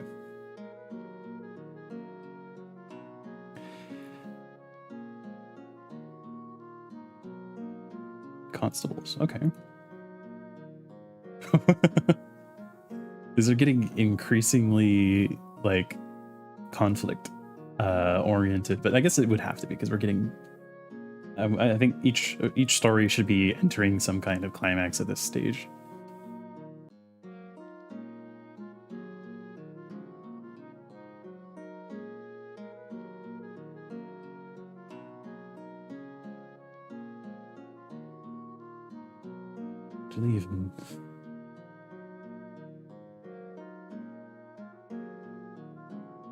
Who is this?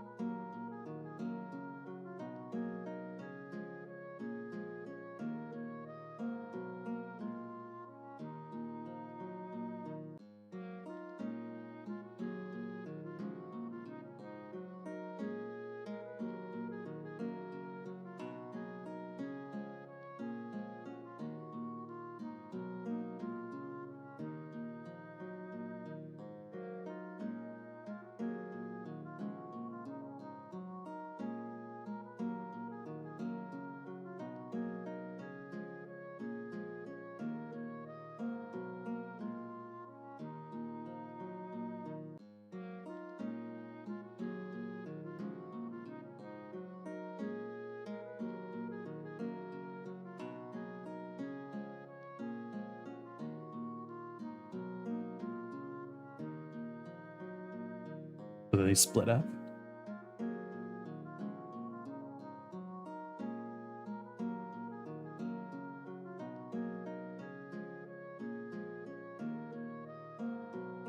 Okay.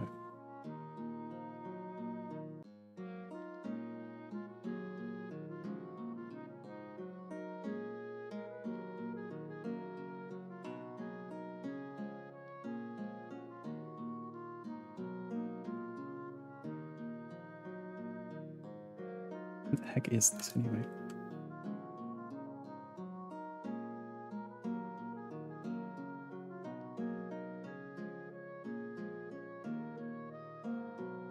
Okay.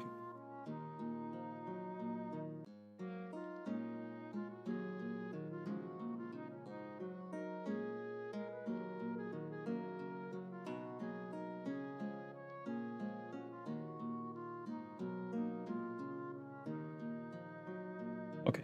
Okay.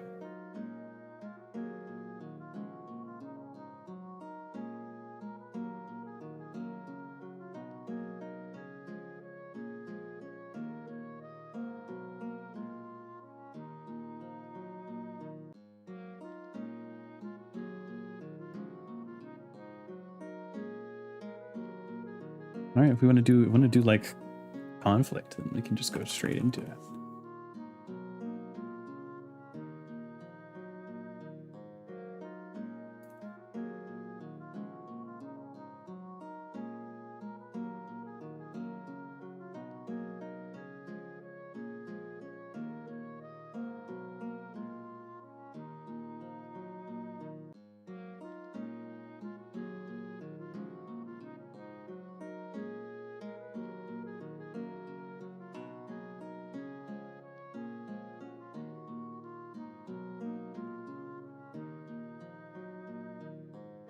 Hmm.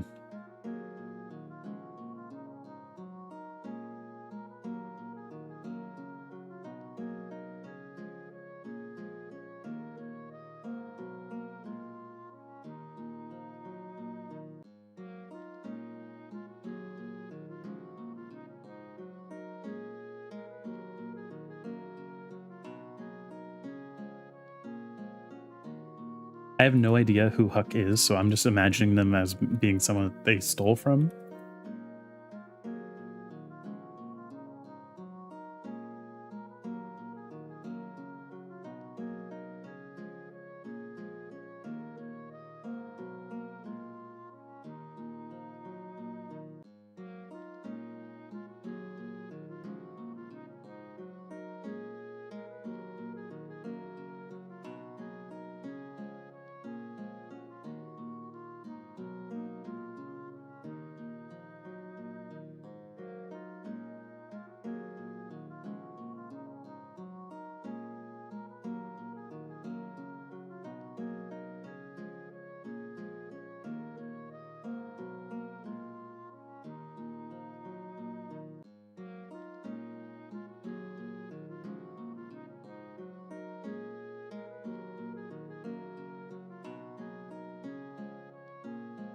Also noticed that there's been I guess Deimos is using this font after I was talking about the fonts.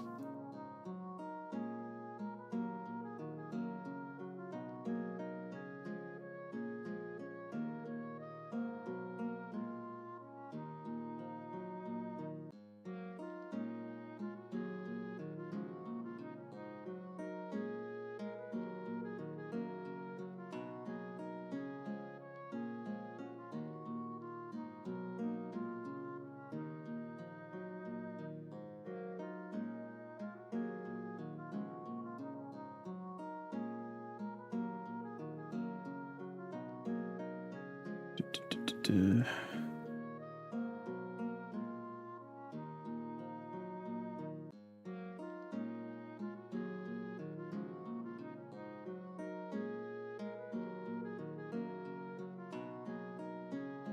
wonder if I'm making this character into someone else again.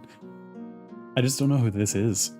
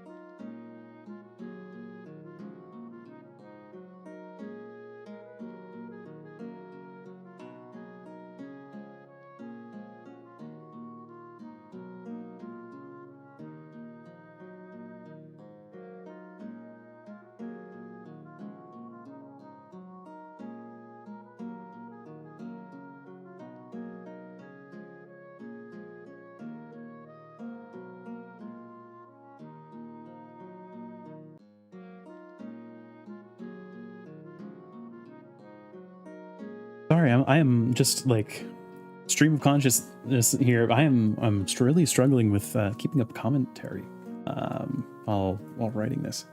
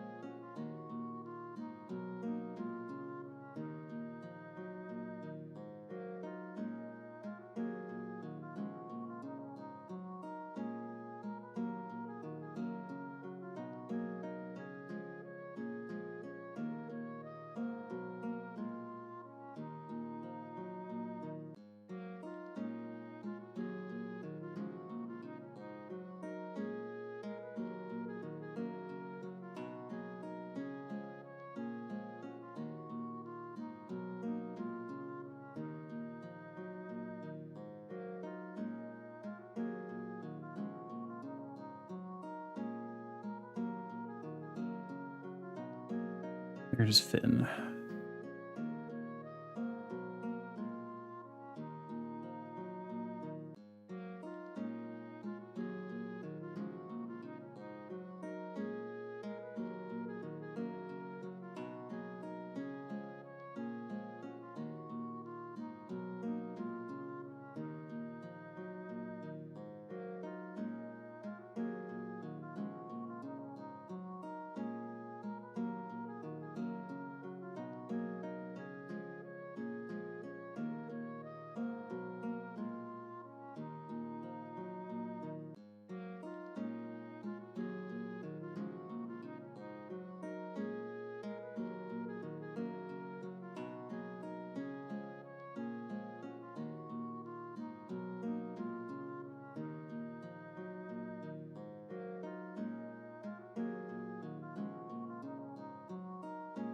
Shop.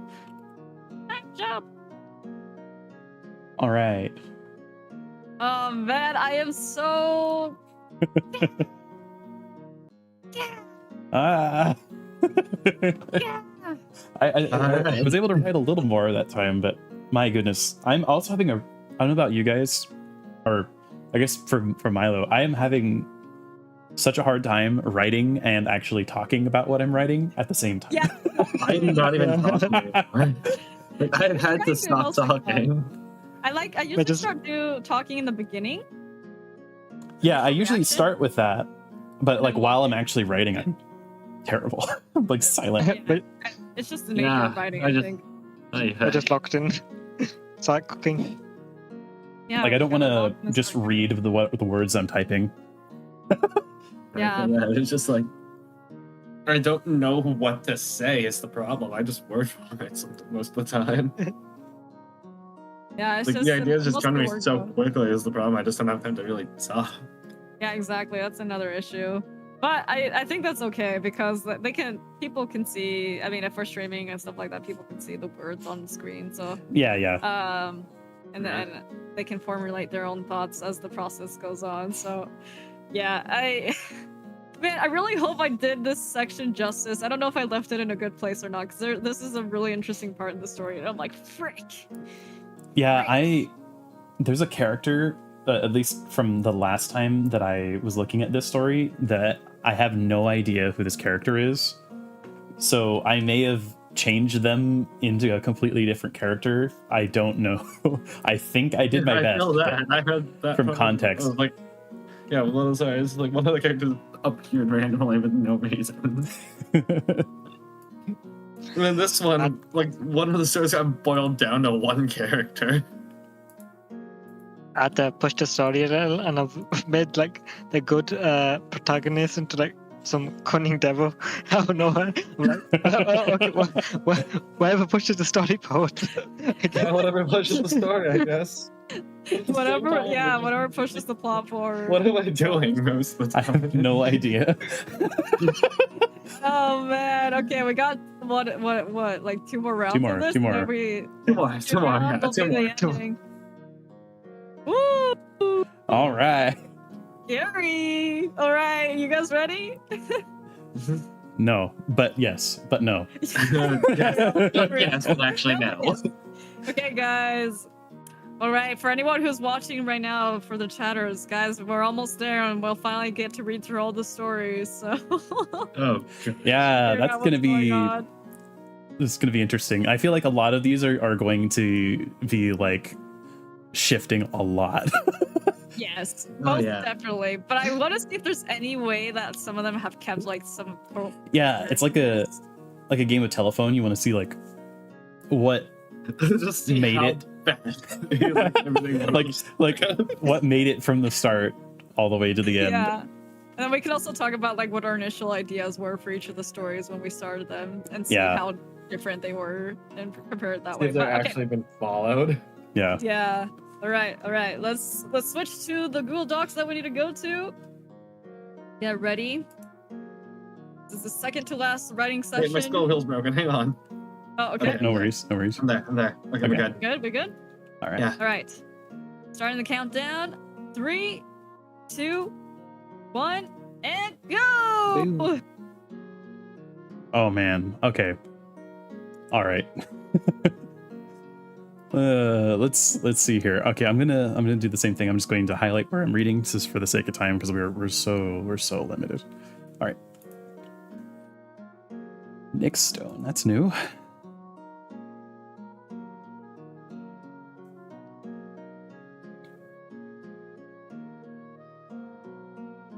Oh, okay.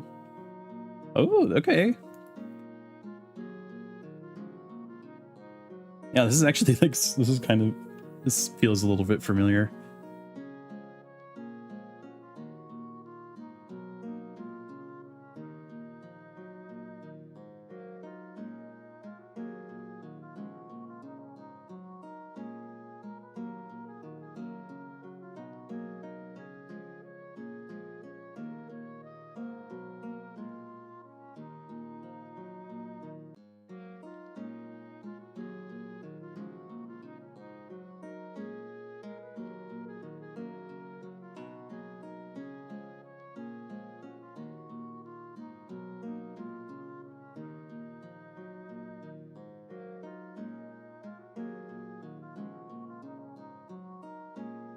Ooh, okay.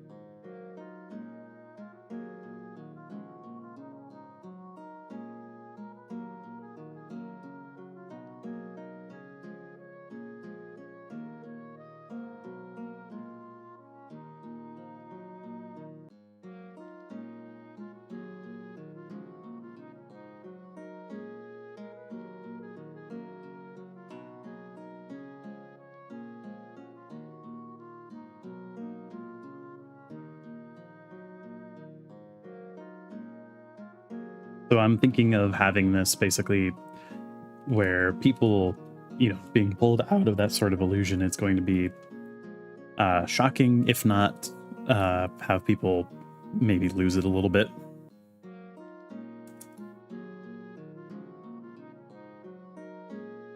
Because they have that illusion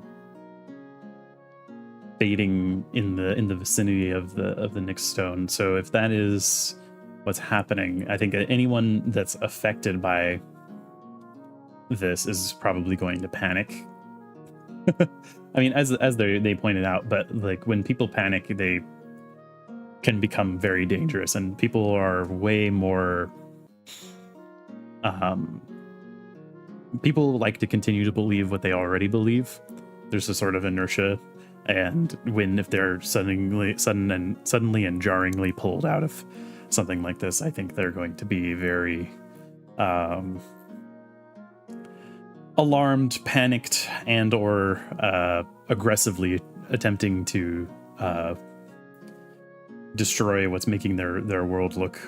Because conversely, someone who is looking at this, who is under the illusion, is going to look at it as something that is actively rotting the world around it.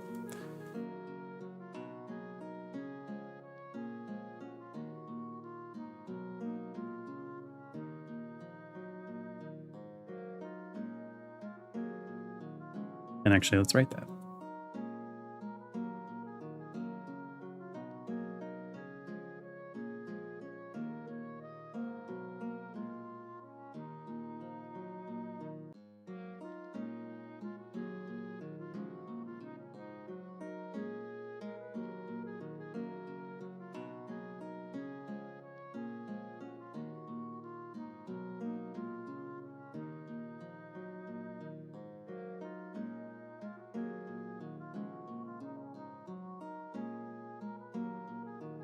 Spelling.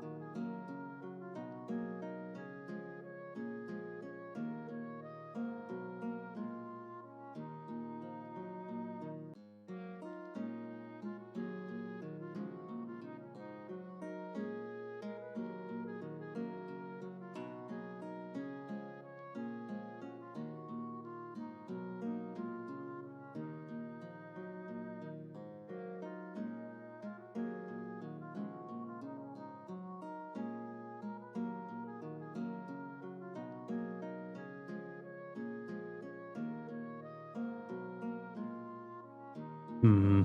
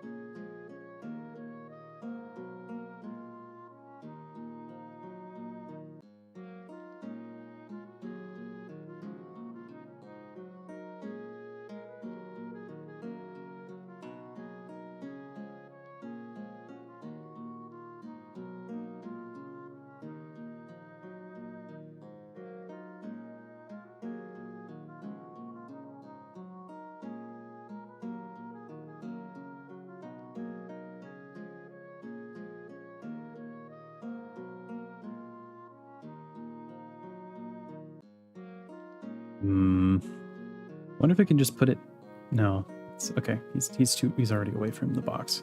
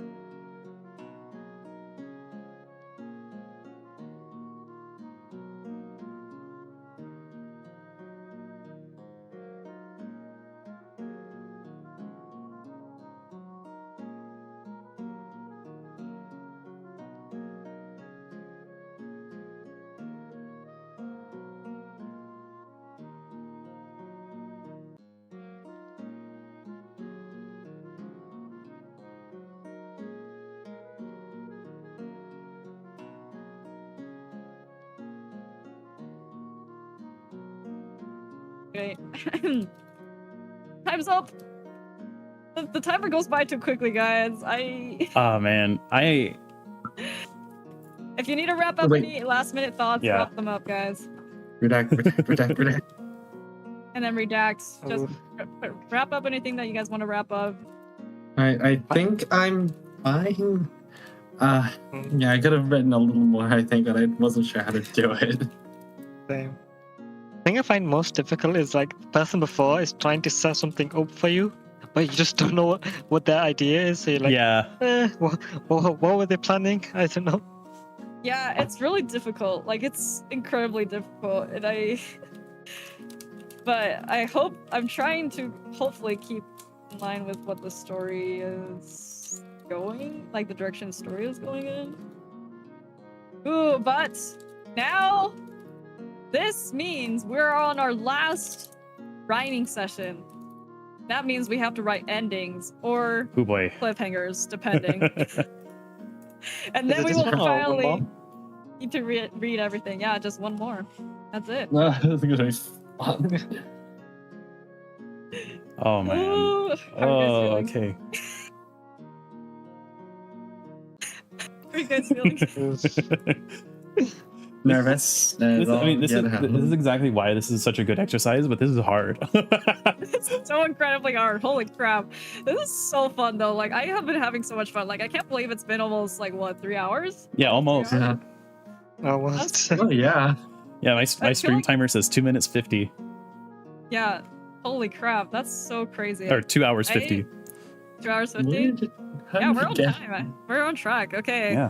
Soon, all the stories will get revealed. I just hope they're somewhat coherent. Same. That's all I can hope for. What I Well, I feel guess like is like- going to happen is that there'll be like groups of 2 parts that kind of make sense, hmm and then The first part, the they second kinda part, maybe. little And then after drift. that, it's off the rails.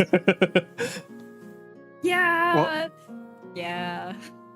What I'd like to know is like how everyone views each character. Yeah, yeah. So it'll be like one person thinks the character is like super good and like the hero, and another person will just make up a villain. Because that's what I've seen so far. Oh, same.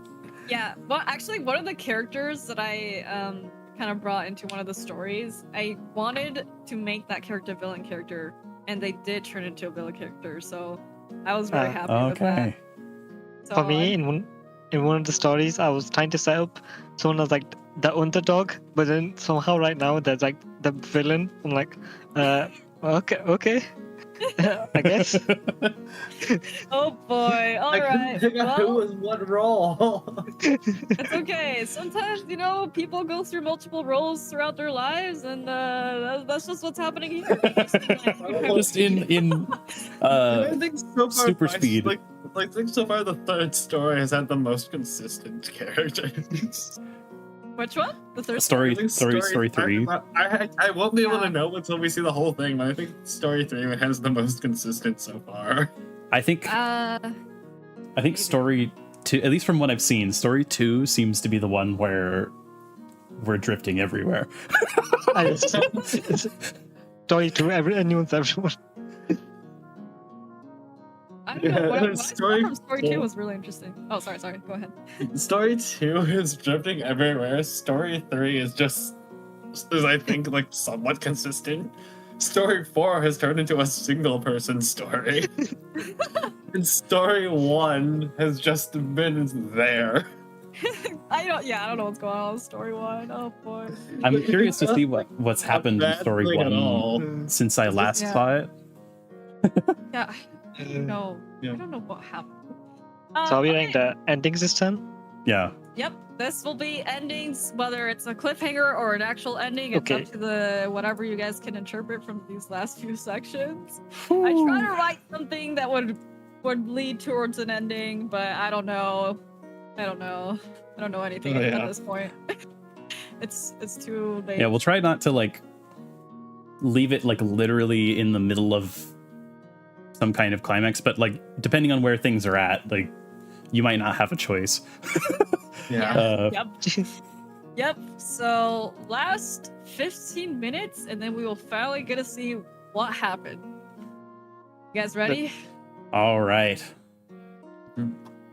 Let's start in last countdown. 3, 2, 1, go! Okay, chat.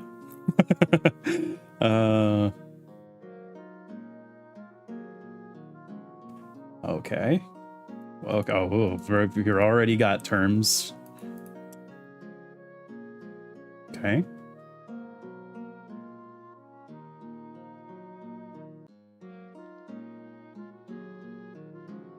Hmm. Ooh.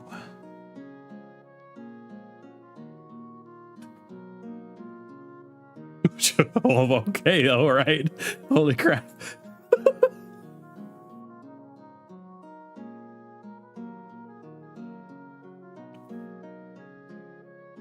So we're dealing with giant ants. Okay.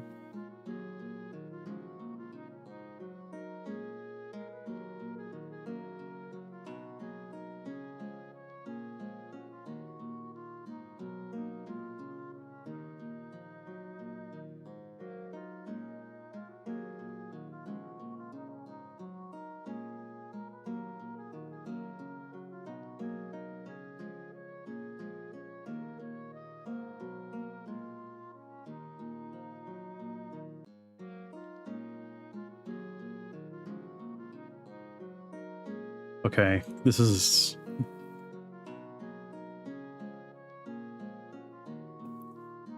I don't think I'm going to be able to write an ending for this, so what I think I'm going to do is treat like a episode cliffhanger. And basically like, get them up to where they're about to start this. Because I don't think that I don't think I can get this to a reasonable conclusion here.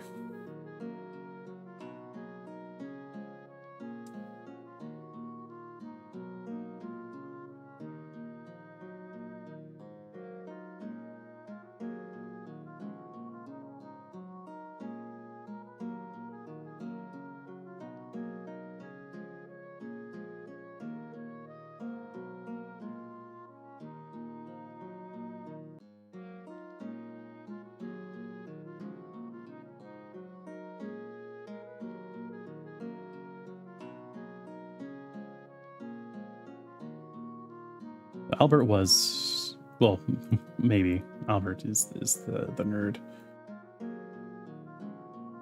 Okay.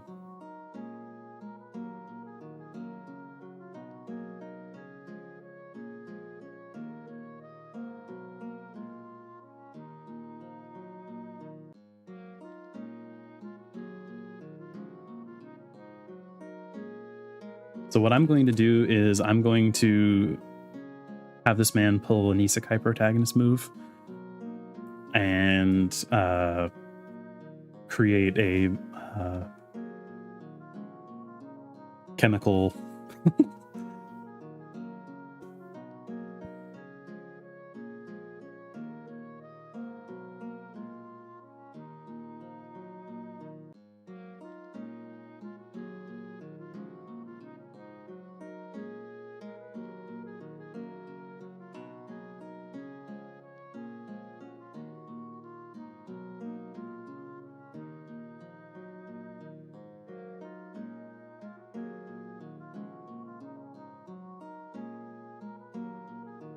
I'm going to quickly check something real fast.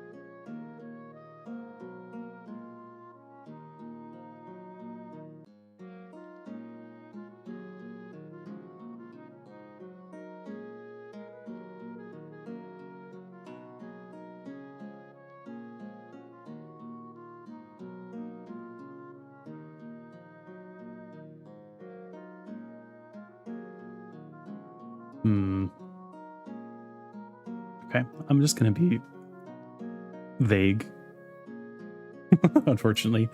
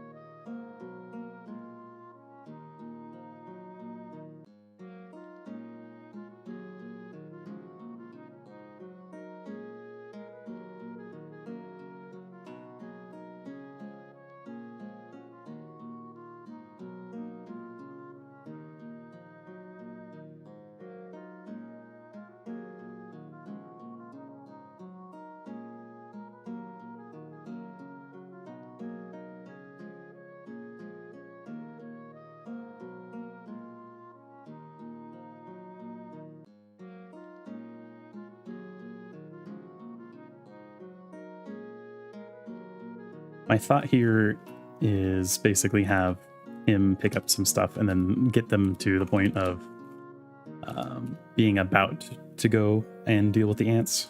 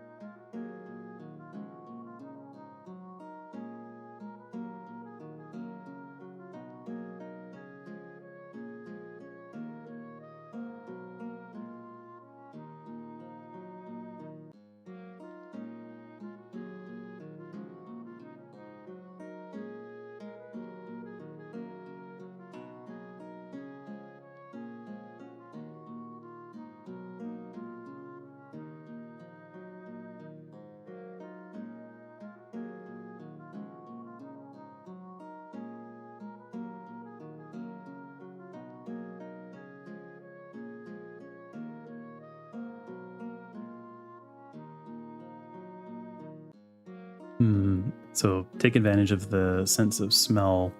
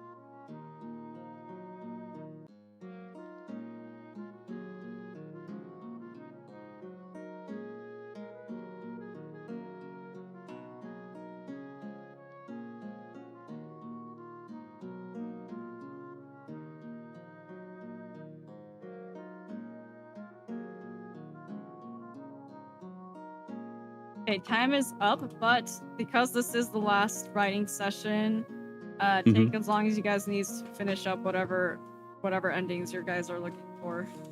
Okay. Because I haven't finished my sentence either. Okay.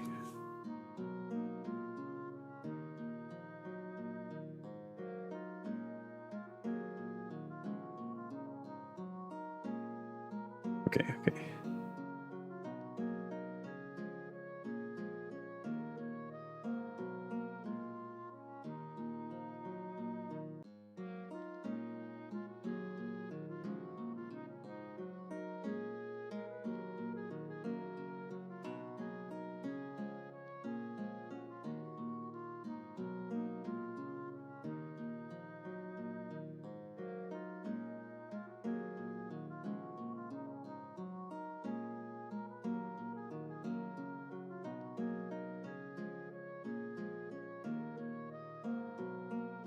Ooh. I just realized I didn't unmute earlier. Yeah, I don't think anyone. Oops. I think that's it. I could not figure out how to write an ending for this. This is a cop out. I'm not even. I don't even know sugarcoat it. if my thing contradicts any of the previous parts. For all I know, this character suddenly came back to life.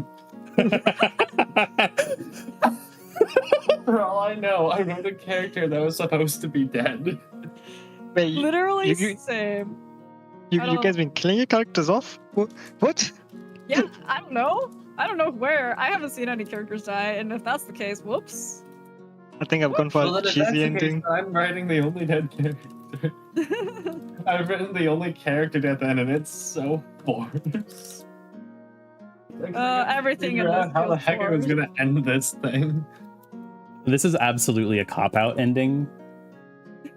Oh no! Like 100%. This Nice. is it's more of like an episode end cliffhanger, like a really cheesy. Nah, it's okay. I feel Same, like that's all we same. have. Really. I feel like that's all we have. I also kind of did a cop-out ending. Okay. Okay, so what I want to do is I want each of us to read our own perspective, like the story that we started with. Okay. So let's all go back to the text that we started with, and don't unredact it just yet. Because I do need to use the restroom real quick. Okay. So Yeah. let's take a little break. Everybody, let's take a quick BRB. How long do we Quick take? BRB, Because I was gonna get some coffee. so we can stretch our legs after this writing session, and then Yeah. we can come back in full swing, and we'll read the story. So chat, we will be right back. This will be a quick little break. We'll be right back, and then we'll get reading to the stories, and we'll see what the heck. We'll see if this makes any What the sense. heck even is I think the Yeah, correct. what the heck even. Yeah. BRB. I'll be back in a few minutes. I'm gonna get some coffee. No worries. BRB.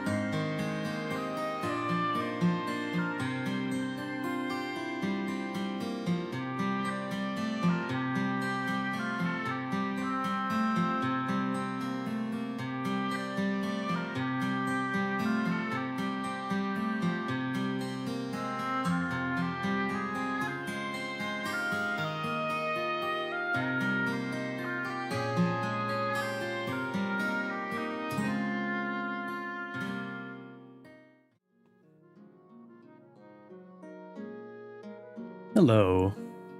I think we're getting ready to get started again. All right, guys, I think we're good to unmute. Yeah, I realized it was confusing. All right. Yeah. And so now we're about to read all the stories. Sorry, I was explaining to people's what was going on first. Yeah, I left to get a coffee, so. What, sorry? I just left to get a cup of coffee, sorry. Oh, No, yeah, you're no good. worries. I think we all came back like around the same time. So, okay, Looks now like what it. we're gonna do is let's unredact our text, but don't start reading yet as much as we can afford to. Let's unredact our text, and then let me make sure that everything's unredacted. Okay. And then what we're gonna do, I think, is something. I'm trying to think. Should we give our initial conceptions of what we thought the story was going to be and then read it, or read it and then tell what we thought the story was going to be? You guys Read vote. it first. Initial conceptions of like characters and stuff. Oh, okay, yeah. I don't know what Huh. you guys think. Maybe I after. think- I think let's. I actually think it'll be more interesting to like. So the person who started the story, let's have them read the story, and then afterwards say like what they originally thought for the story when they were getting it started. Yeah. And like what happened to the think- characters and the original like kind of thoughts of what the story might be like. Yeah. Okay, let's do that because I think that way, then we can compare and contrast a little bit easier. Yeah. So let us do that. I was the initial starter with this. I should have built it up better. So I'm really sorry, guys. It's all right. I didn't even get the only one where I feel like I like failed to finish all the things that I wanted to was unfortunately the starting one. So there was like entire characters I didn't fully introduce. I know. It's just it's difficult, but all right, I will do a read through and we will see how this goes. How many pages is this? Hold on. 9 pages. All right, let's go. So, Albert stared down at the list of names that the receptionist had handed him.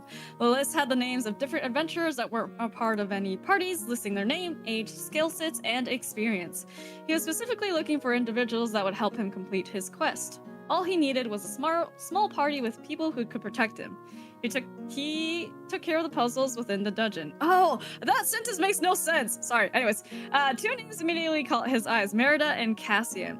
Merida is a tall, red-headed woman that has no magical skills but is incredibly strong. A capable warrior that wields a fusion battle axe. She was also looking for any quests that would grant high rewards, which was something he could provide. Cassian, on the other hand, does wield magic. They are capable of using healing magic, but prefer being on the battlefield using their hypnotic magic to swiftly take enemies down. Although a little strange that a healer wanted to battle, he thought their skills were incredibly useful. Both seemed like they would be able to help him on his quest, so he handed back the list to the receptionist with their names circled.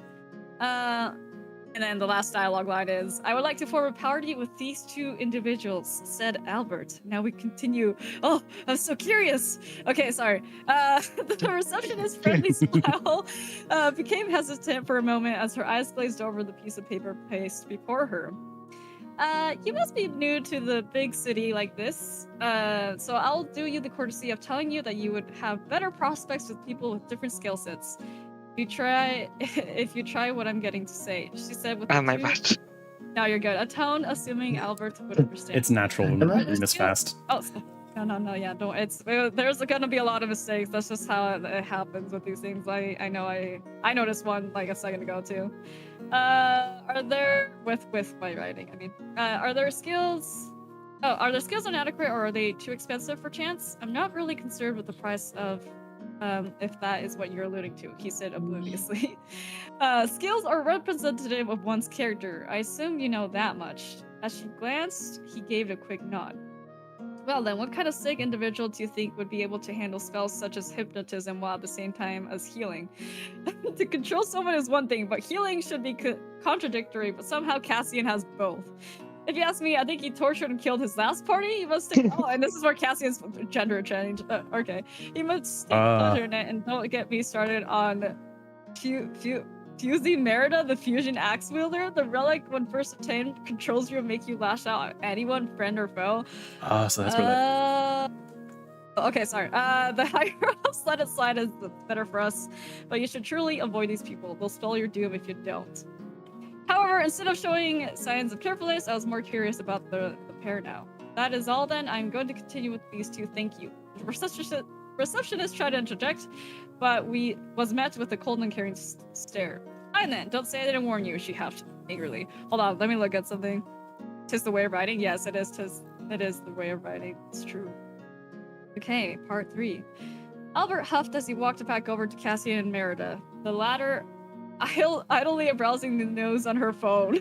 You know how to make it a modern city. It is a modern city. It is a modern city, that's true. Looking for new quest postings, brushing aside special offer scams, side grades for her equipment, etc. While Cassian looked over a map. He glanced up at Albert, confused upon noticing Albert's frustration. Something happened with the receptionist.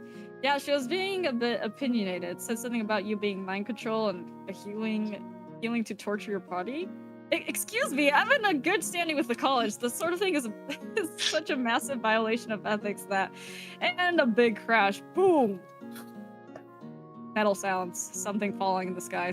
From the sky, probably. I don't know. Anyways, Cassian's rant was cut off almost immediately by Merida slamming her axe down into the table to the alarm of everyone in the immediate vicinity. If that's how this guild feels about you, then maybe you don't belong here, Cass, Merida says as she glares at the receptionist. If it matters, Albert starts as he pulled his hand away from the sword. They're not fond of you either, Merida. Merida's glare darkens as she pulls her axe from the table. Then I guess we should move on to a different city, she says. This one probably won't stand for much longer if they keep running their mouth. Okay, so that's how we got here. I didn't realize we jumped from him choosing them to him suddenly, like, already being partied up. Yeah, and then... Alright, and then the whole thing with the axe makes sense. No. No, this is exactly what we want to see, right? Like, yeah. Okay, so just the receptionist, Albert exclaims wordly as he reaches for his sword again. Then she had better learn how to actually do her job instead of spreading rumors like that, Cassian says. I know about Merida's relic, and then Merida spears Cassian with a glare, but she had it for years now. The effect has long since worn off. Her rampage was all over the news. But did it make her target everyone? Albert asked worriedly. There are more foes than friends present, so my friends made it out alive, Merida grumbles. Not that we stayed friends for long after that. Gunslinger got nervous about me using a different axe, and then this one again where we set the curse, so he wandered off. The rest followed. Hey. Oh, so this is what I... Okay, now this paragraph is gonna make more sense to me. Okay, on that cheery note, Cassian, Albert, and Merida trudged their way back toward the area where they were staying in near silence, broken only by Albert's occasional attempts at small talk. So when I got to this paragraph and continued it, I thought something big had gone down, but apparently not. Nothing had happened yet. It was just the rumors. Oh boy. The allegations just... The allegations. Too strong. They were too strong. Alright, the next morning the group made their preparations to head for their new prospective base of operations, a guild house in the Western District. Well, this is better than moving to a whole new place, I guess, Cassian remarked, looking at the map on his phone. Merida, are you sure this is okay? This is rather close to where... Shut it. It'll be fine as long as the axe stays wrapped up when we are there. Not many of the people know my face, and Merida is not as uncommon a name as you might think. This is like a full 180 from yesterday. Are you certain this is okay? Albert asked again. And that you'll be able to keep your cool? Cassian added, pointedly remembering the outburst the day before at the guild. I could ask you the same. You didn't exactly handle the rumors well either, Merida retorted. And then, oh god, I can't read this part now. Anyways. Yeah, sure, whatever. Let's just see what happens, said Cassian, stepping inside the guild. Albert was in next, with Merida bringing up the rear.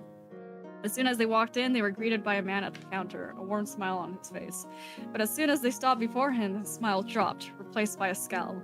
Crossing his arms, he lifted his crossing his arm, he lifts his. What the frick? Sorry, this doesn't make sense. Sorry. His arm making a shooting motion. Look here, I know you all just walked in, but I just received a warning from one of my buddies this morning that a group of 3 were looking for access to high-paying quests. And based on the description I received, it sure looks like 3 match him. Oh god, I can't. What? What was I trying to say here? It's like you 3. That's what I meant to hear. You 3 match him. Yeah, you know what? No editing at this point. We got no work for you here, so you best turn back and try your luck somewhere else. Sorry, it was gonna bother me. Albert held up his arm, holding Merida back. Look, all we ask is that you give us just 1 high-paying quest, and we'll get out of here. We aren't looking for trouble. We just want a job. Then the man spat to his side into a bin as if the people before him were walking feces. You think you scum have the right to ask anything of us? I've read your files. The higher-ups may let you get away for their benefit, but the people who enter our establishment are respectable and honorable people, unlike the likes of you.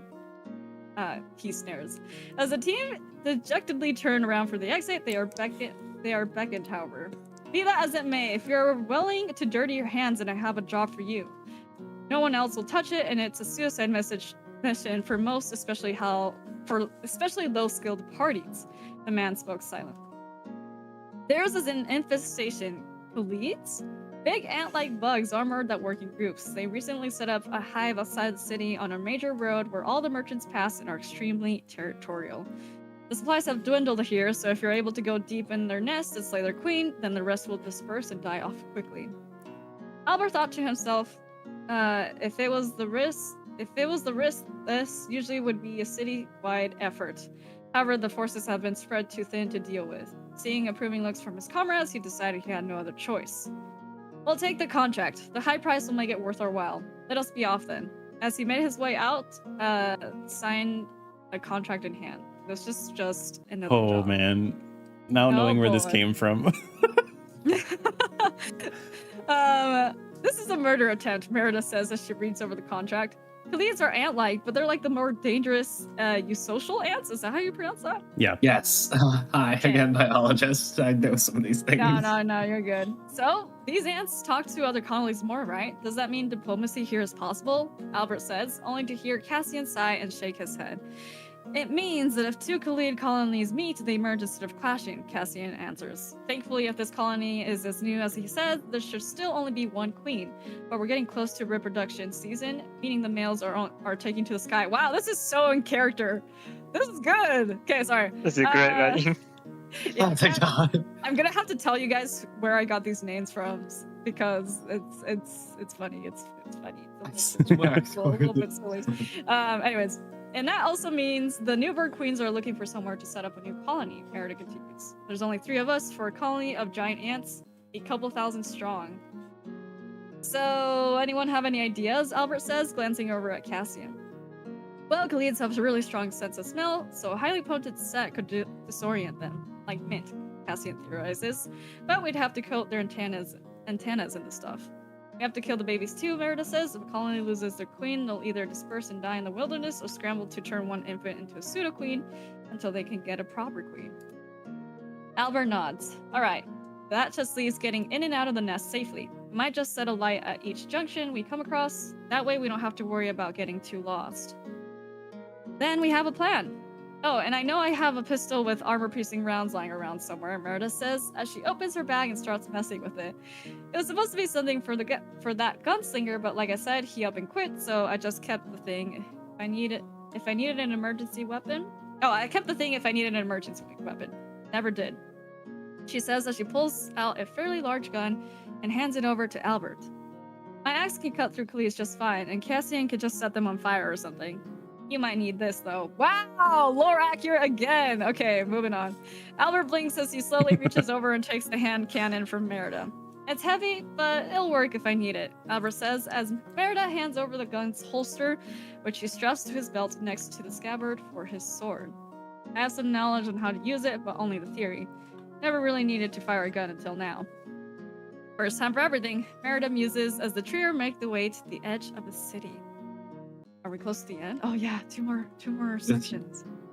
Oh boy. One more. Yeah, one more. I think. One more. Yeah, one more. One more? Like one more page, kind of? Yeah. Yeah. One more By the section. way, oh, sorry. What? Oh, am I continue? Okay, sorry. Along the way, Albert seems to realize something and asks to stop in a shopping area along the way, darting into a home goods store. Merida and Cassin stood outside in open confusion as Albert returned with several shopping bags. This is hardly the time for you to be getting groceries, Merida growled upon seeing the bags. Albert smirked. These aren't groceries, they are weapons. Cassian, you said that Khaleeds are weak to strong smells, right? Yes, but have you ever been camping, Cassian? What the hell does that have to do with... Albert only smiled more. You said we need to coat their antennas in strong scent. Smoke is the perfect delivery vector. You can use wind magic, right? Cassian's eyes widened in realization. At this scale? Are you crazy? I haven't, probably the slightest idea what you two are on about, but I take it as good news. Let's be off, Merida said, already 20 paces from them. As they reached the city's edge, they saw a massive cloud approaching. Oh crap, the flyers are already out. Cassian, get ready, Albert said, throwing down his supplies. Oh god, we don't get to see the end! Cliffhanger. We don't get to see the end. Dang. I think part of the reason this story seems so long is because the font I use is just pretty big in general. I was just using the font of whatever was used before me, so Yeah, I just wanted to switch to my normal font. I was going to just try and make my section make it clear where I stopped writing. Oh well. Yeah, Okay. so I besides the jump from him commissioning them and then them actually being a part of a group, I'd say this stayed pretty consistent, surprisingly enough. Oh yeah, on the broad strips, I feel like a lot of it stayed the same. I don't know what it was, but when I visualized what Merida looked like, I was definitely imagining her having like red hair. So I was surprised to see that in the very beginning introduction of Disney. So I was definitely imagining her looking that way too. The one character I didn't understand was the gunslinger. I don't know where that came from. That's just something I made up. I took it as a previous party member. To excuse her having a gun. Yeah. Over. I just took it as a previous party member. Very, very fun. I think. So these characters are part of the characters that from a story that I'm writing with chat, and so I thought it was perfect for this concept because Albert is the smarts and the smarts guy, the smarts guy of the group, and then Merida is very, very strong. She's really tall, and she tends to be there to help with the stuff that requires more strength and stuff things with her party. They're also an adventurers party. And then Cassian isn't originally a warrior. Cassian is actually someone that also is pretty smart and has a lot of knowledge, but mostly about the history of things.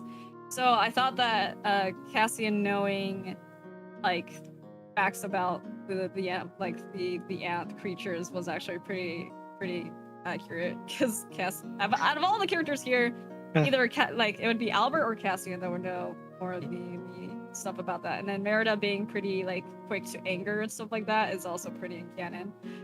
So my initial idea, which I did not, now that I'm reading back, I did not set up well in the beginning, is that I wanted Albert to have a specific quest that he needed help with, but I didn't have enough time to go into details for what that quest was, so I just left it as a general interpretation of a quest.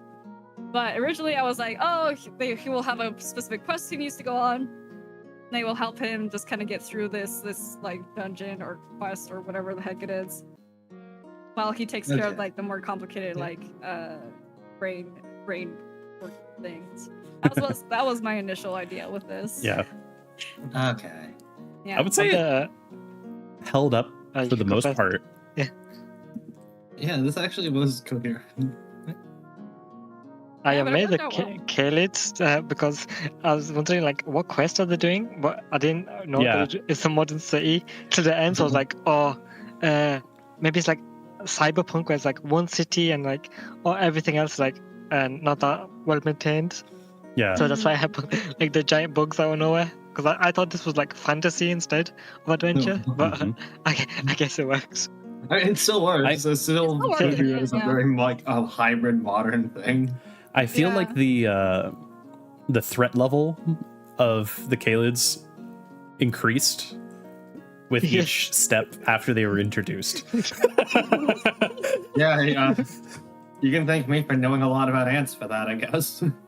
Yeah, I think that's good though. That really added to the tension towards the end there. Yeah. Kind of leaving it Like- in a state of tension to continue off of. So that was good. Like- But let's move on to the next story.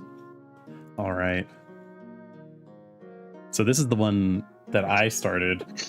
This is gonna be the most. This is going, I guarantee, from what at least from what I was seeing, at least, this one seems to have wandered the most. like you can post this on an AI board and they won't believe an AI didn't make it. This It's it keeps losing track of. So goddamn much. So one thing before we get started, so I had like two more sentences. I wanted to at least add like two more things of introducing. I was originally going to introduce a prince and a duke of Verfield. So I was actually kind of surprised that we still kind of got close to that. I got you. So, all right, I'm just gonna we'll talk about the rest of what I was like I kind of thought, because I really dropped the ball on getting this one started because I did not get far enough. It's so hard. I feel like if we had 30 minutes, everything would be a little easier. But yeah. All right. Chains dangle from the ceiling, clanking around a floating, emaciated body. The Oracle of Fardelv. In the Kingdom of Verfield, succession disputes are determined not through direct, bloody civil wars, but through a direct contest of fortune, wisdom, and resourcefulness. In the event of a dispute for the throne, the involved parties must journey to meet with the Oracle of Fardelv, deep below the Skyclaw Mountains, interred still in the place all 7 of the world's kingdoms were divided and founded. Gathered before the Oracle was the princess of the kingdom, Gwen, known for her mastery over swaying the people with her words and charm. Next was the king's concubine, Morgana. She's incredibly smart, cunning, and quickly taking over the king's favor and diminishing the queen's power. Last in line, and the last contender for the throne, was Duke Harry, a distant relative of the king who made a surprising appearance as one of the last contenders for this throne. Due to his docile nature, no one expected that he would make it this far, and yet he had, making clever alliances during the trials, only to betray his partners at the end. The Oracle of Fardelv chains clinked as the body swayed forward on the chains, a raspy voice echoing within the chamber. You who stand before me must now undergo the last trial of succession. Heed my words, for these are the words that will bring forth the successor. In order to win the race for the crown, the victor must collect 3 things: a branch from the wisest tree, ink of the deepest black, and the coldest iron bar. The gathered... Sorry about that. Yeah, so I'll come back to it. I had thoughts and I had talked about them, but I did not have time to write them out. So, the gathered crowd looked confused, wondering if the oracle spoke factually or merely in metaphors. A heckler shouted out, "Are those items even real, or are you just favoring the princess who has knowledge from the royal libraries?" The muttering grew louder and discontentful. However, before retorting, a calm call-out came from the mouth of Duke Harry. "Do you think the position of the Oracle is a joke? That we're all here competing for a child's competition? The objects she speaks of are very real, and it's not in the character of an Oracle to favor anyone but fate." He then marched off and herded people to join him. "I shall attain the crown and grant us prosperity. Who with me will charge and face the great plowing kraken that dwells in the forgotten caves we have long since abandoned? Come with me and I can quench your thirst for victory," Harry boasted, gracefully contrasting his timid nature people had thought him for. Despite this, however, font change, his popularity was not great enough to stir the hearts of the masses, bar a few individuals. The princess, on the other hand, was able to sway the monarchists and the people with her superior armaments and trained guards. Sheesh, I didn't expect it to go that poorly. Beauty is truly a form of currency, he scoffed to himself. The king's former concubine found amusement in his failed attempt to rally the people to slay the beast, and instead decided to get the item from the wisest tree while the other two duked it out. Harry the fool, he should know his place. To be successful in this world, you must have charm, take risks, assess probability, and move pawns perfectly. But her gaze did linger on the princess, wondering if she'd be fierce competition. This is actually really funny because I know what's coming up after this, and the change is significant. I have no idea what to do next. Harry huffed as he made his way to the altar. With everyone else distracted with fighting, he should be able to... Not so fast. The Duke was forced back up as the princess yanked him back. I will claim the crown and rule these caves. You're not going to stop me. Cease this madness at once, Duke Harold. And she's cut off by the Duke running up and punching her in the face. I'm so sorry, bro. You just hit me. She cried out and stared at the Duke wide-eyed. Of course I did, girl. Power comes to those that take every opportunity to get it, and once I have that power, you will have nothing. The princess's eyes widened as the Duke drew a blade and thrust it forward, only barely rolling out of the way as it stabbed into the ground where her heart would have been. If I can't have power through merit and adoration, then I'll take it by force and fear, he exclaims as he disappears deeper into the caves, leaving the knife behind and a trembling princess. Princess! She hears voices exclaim from a distance. I am fine, but I cannot return now. Harry's getting away. She calls back as she pulls the knife from the ground and chases the fleeing man. All the while, the Oracle stands before her altar, closing her eyes as she continues watching the future. The strands fray, yet more land in favor of one than the other. I can only hope they both make the best choices for the people, somehow. Okay. Okay, so that's right. A lot changed. Okay. A lot changed, yeah. Because we'll come back. We'll come back. Still trembling from the near-death experience, the princess clasped the dagger, pointing it toward the darkness where her once beloved Lord Uncle, Duke Verfeld, had fled. She had never been a warrior or an athlete, and as such had no hope of giving chase directly, especially in the abject darkness of Fardelve's reaches where she found herself. Remembering what she had been told once before, she stopped to calm herself and think of a plan. If she cannot beat the Duke back to the kingdom on foot, then she would either need some way to send a message of warning and objection regarding the Duke, or better yet, secure some mode of transport. Give chase to the Duke. Let all along your path know of his actions here today, she yelled out with all the force that she could muster, hoping to reach those she had been separated from. Accepting her naivety regarding Fardelve, she instead turned around. I shall once again speak with the Oracle. Perhaps there is yet more to hear that may aid me. Plunging back into the darkness, she headed back toward the still rattling chains. Sorry. Even this is like the gap from here to here, or here to, like up here to here. This one just has like a lot. The Oracle hung from the chains, perpetual swaying of his body, the only movement seen on the still figure. The Oracle keeps changing genders. Yeah. Gasping for breath, the princess stood before him. She needed to stop the Duke no matter what. He couldn't get his hands on the kingdom or it would fall to ruins. Please, I need your guidance.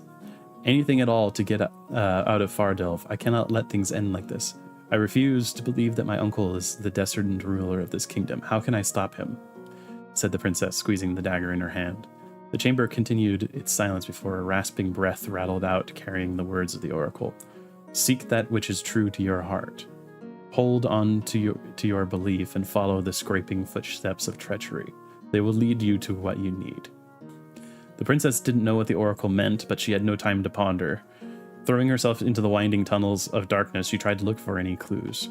After wandering about for what felt like an eternity, she finally heard the sounds of something in the distance. It sounded like the hooves of a horse.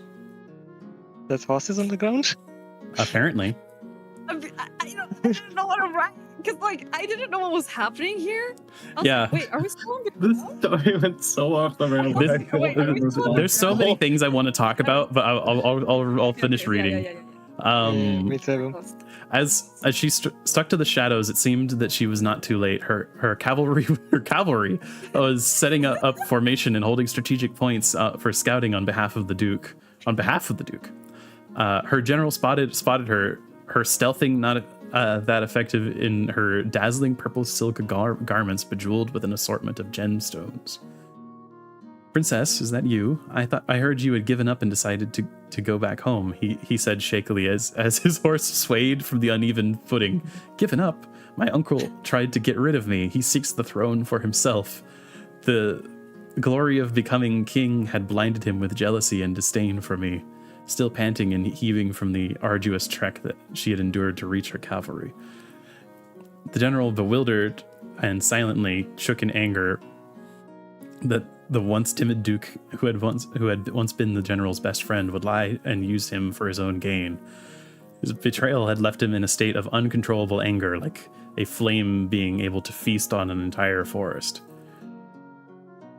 Was this all spoken? Okay.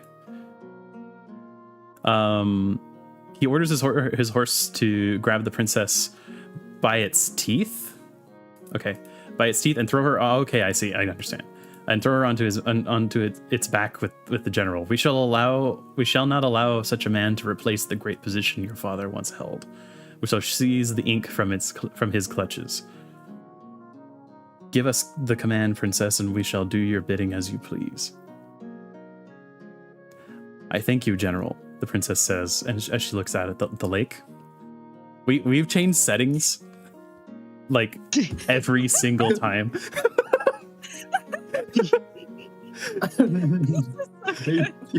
But I must be the one to lay claim to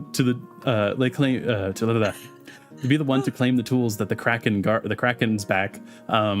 Should anyone else lay claim to them, the throne would be theirs. Please stall the Duke as long as you can. She exclaims as the general nods. We shall do our best, your highness. The general calls out as the horse rears back before galloping down the tunnel in the direction of the lake. Meanwhile, the Duke's fortune had shifted. This creature proved far more intelligent than he had expected and was lashing out from the depths of the lake, using only its 2 arms and a small number of tentacles to face him. The Kraken itself refuses to surface. Come up here and face me already, creature, Duke Harry calls out as he slashes at a tentacle. I will best you, and I... A tentacle had latched around his arm and one around his leg. Unhand me, you Duke Harry! Harry hails as he glances to the side, spotting the general and the princess charging towards him on a horse. The princess held the general's sword in her hands, was prepared to swing upwards as the horse began to pass by him. Wait, no, I will not let go. The Duke would not claim power today. He would not claim power ever. Not as both halves of his body sank into the lake. Wow, he's just dead. Oh. He is immediately dead. Okay. The princess shuddered as she dropped the blade. Wasn't that... The general opens his mouth to say something, but is interrupted by a loud splashing sound as the Kraken emerges fully from the lake, staring balefully down at the princess and general before sinking back into the lake and shooting a steady stream of ink into a large basin at the shore. Oh, okay, so we did bring back... We've got the ink. Right? Yeah. We at least got the ink. I believe that is it then. The princess mutters distantly as she approaches the basin. With this, my claim to the throne is secured, but my uncle... I'm sorry, but it was either here or at the block for what he attempted to do to you, the general says. Even if he were given a fair trial, the evidence would be stacked in your favor. but you can rest easy now. There can be no attempts to usurp your position now, Your Highness. Okay. What? So Context. what? There are two other things you need. What happened here? Okay, so I don't know what I was writing is the problem. I don't yeah, know the where first I was thing at. I'm gonna say is like this started with me not finishing this, and it just degenerated from there. I feel like because there's not the thing I didn't get to do is actually introduce the characters fully, because I was intending to introduce a prince who is the eldest son of the king, and the duke who was the brother of the king. And I was going to have the popular person be the prince and the duke be the villain. And then the oracle was the helper. So with the idea of the help being somewhat ambiguous for both. But since I didn't get to finish that, and then I had even thought about I had drafted and I had deleted some of the stuff, but I'd even thought about having one prophecy for each one of them, but it was not clear which one was whose.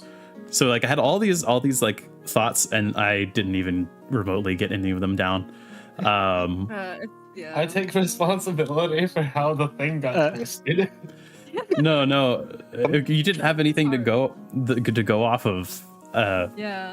Nobody following up after this. So, for me, when I saw the ink of the blackest, deepest black, I was like, oh, so it's a treasure hunt or something, and I wanted Duke. I thought Duke Harry was gonna be the good guy, the princess was gonna be the popular evil person, and then the concubine, just the evil person who we just all forgot about. Who just disappears. Morgana just gone, never to be seen again. So then the Duke turns evil, and I'm like, her plans can come to fruition. I was rooting for the Duke, and I'm like, oh, he's evil now. I mean, I think it's because of this. We were supposed to be rooting because it feels like everybody in this story is just awful. Everybody here is just they're all terrible. Because he betrayed his partners. Morgana is just, I don't know, just has evil energy from the way that she talks in the next, because I think she does show up in this next part, right? Because Harry's mentions the great glowing kraken. So this is the first where the kraken shows up, and then it started out with the princess being basically someone who is maybe popular, well spoken, and knowledgeable, but not physically powerful. And then the Duke attempting to rally people to go after the Kraken, and then sort of Morgana scheming and doing stuff in the background, but she never appears after this. Oh, that's so good. This was so crazy. And this is stark contrast with what happened with the last one. Yeah. And I think that has to do with the start being not complete, because there wasn't a foundation. So everything after that is wobbling around a little bit. Yeah. I love how the Kraken just kills the Duke and then pops up and just squirts ink everywhere. It's here you go, guys. This is the pierce. I didn't know what I was doing there. I just wanted to end it with something. You just wanted to snack. One thing. Yeah, and this jump from they're immediately fighting, they're Yeah. I was like, wait, why are they fighting? Yeah, because this was the first thing I saw when I came back to the story. When I looped around, this was what I saw was there's fighting. There's a princess. The Duke has a name now. Because I didn't. And this is why I wanted to apologize. No. Like I said, there wasn't a lot to go off of. And so I think in my reading of this, sort of accidentally converted the princess into being the protagonist again. And then I think that and forgive me if I'm wrong, but I think that the general character was introduced as like the helper. Yes. Which makes sense. Okay. He was trying to write the oracles now. Yeah, but the oracle, I originally intended the oracle to be the helper. But obviously I did not lay the foundation for that at all. So this is very interesting. That was fun. Yeah, it's really interesting how like everyone interpreted everything. Yeah. All right. Well, see how the other stories turned out now. I'm really curious. All right, give me a minute. My throat's just a bit. Yeah, no worries. You're good. You're good. It's a long reading, so if you need to take breaks. So do I just start with the reading first, right? Yep. Yeah. All right. Welcome to Skya, the city of steam. Not much exists outside the city limits as far as the people know, but oh, good narrator. World building is fine, but if we're constrained to the city, then should you not focus on that? Touche, but shush, Mike. You haven't been introduced yet. Well, welcome to Skya. Despite the antiquated appearance, the city has found new uses for steam that rival other power sources. New methods of efficient steam use, steam creations, water recycling, and most importantly, power allocation allow this city to thrive on steam-powered technology. Large gears line the walls at the inner edge of the outermost city district, all of which contain lifts that move individuals from lower levels of the city up to the highest points. At the very center lies the Grand Reservoir, the source of all water flowing through the city that fills the boilers to be turned to steam. Lately, however... Oh dear, another brownout? Sasha sighed as she looked up at the flickering, dimming lights. I swear, these are becoming more frequent every day. She mutters as she goes to check the emergency rain catcher and, well, fill her home's boiler manually. If this keeps up, all our food will spoil, and it's hard to keep enough as it is. And it's hard enough as it is keeping food on the plate without worrying about it potentially going bad. See, Sasha ran the block's homeless shelter. Recent brownouts have made certain jobs less dependable than others, and more than a few are finding themselves on the chopping block. She has 2 people living with her at the moment, but the brownouts are making it more difficult to run the place than anticipated. Low chuckle can be heard from around the corner. Well, maybe it'd be better if someone didn't hog all the water in the reservoir, someone says as they enter the hall. Late teams, fair skin, and a plumber's outfit with cog-themed shoulder pieces. Ah, well, not our fault. We'd have more water if you didn't take such long showers, Finn. Stop that, please? Sasha asks. No. Get that thing. Finn says as he puts on a pair of welder's glasses. Finn was the bad boy. Bad at fashion, more like. Second guy, Mike, chuckles. You dress like you work on the assembly lines. Oi, you wanna fight, Mike? Is that it? Fight? What? No, I'd rather have a challenge. Oh, that's it. Come here, you little... Boys, you're both pretty, Sasha says as she steps between the two. But last I checked, Mike, you got fired for this exact attitude. And you, Finn, beat up your boss for trying to lay someone else off. Hey, was the implication... Not my fault he tried firing his best worker. Finn retorts, only for Sasha to silence him with a glare.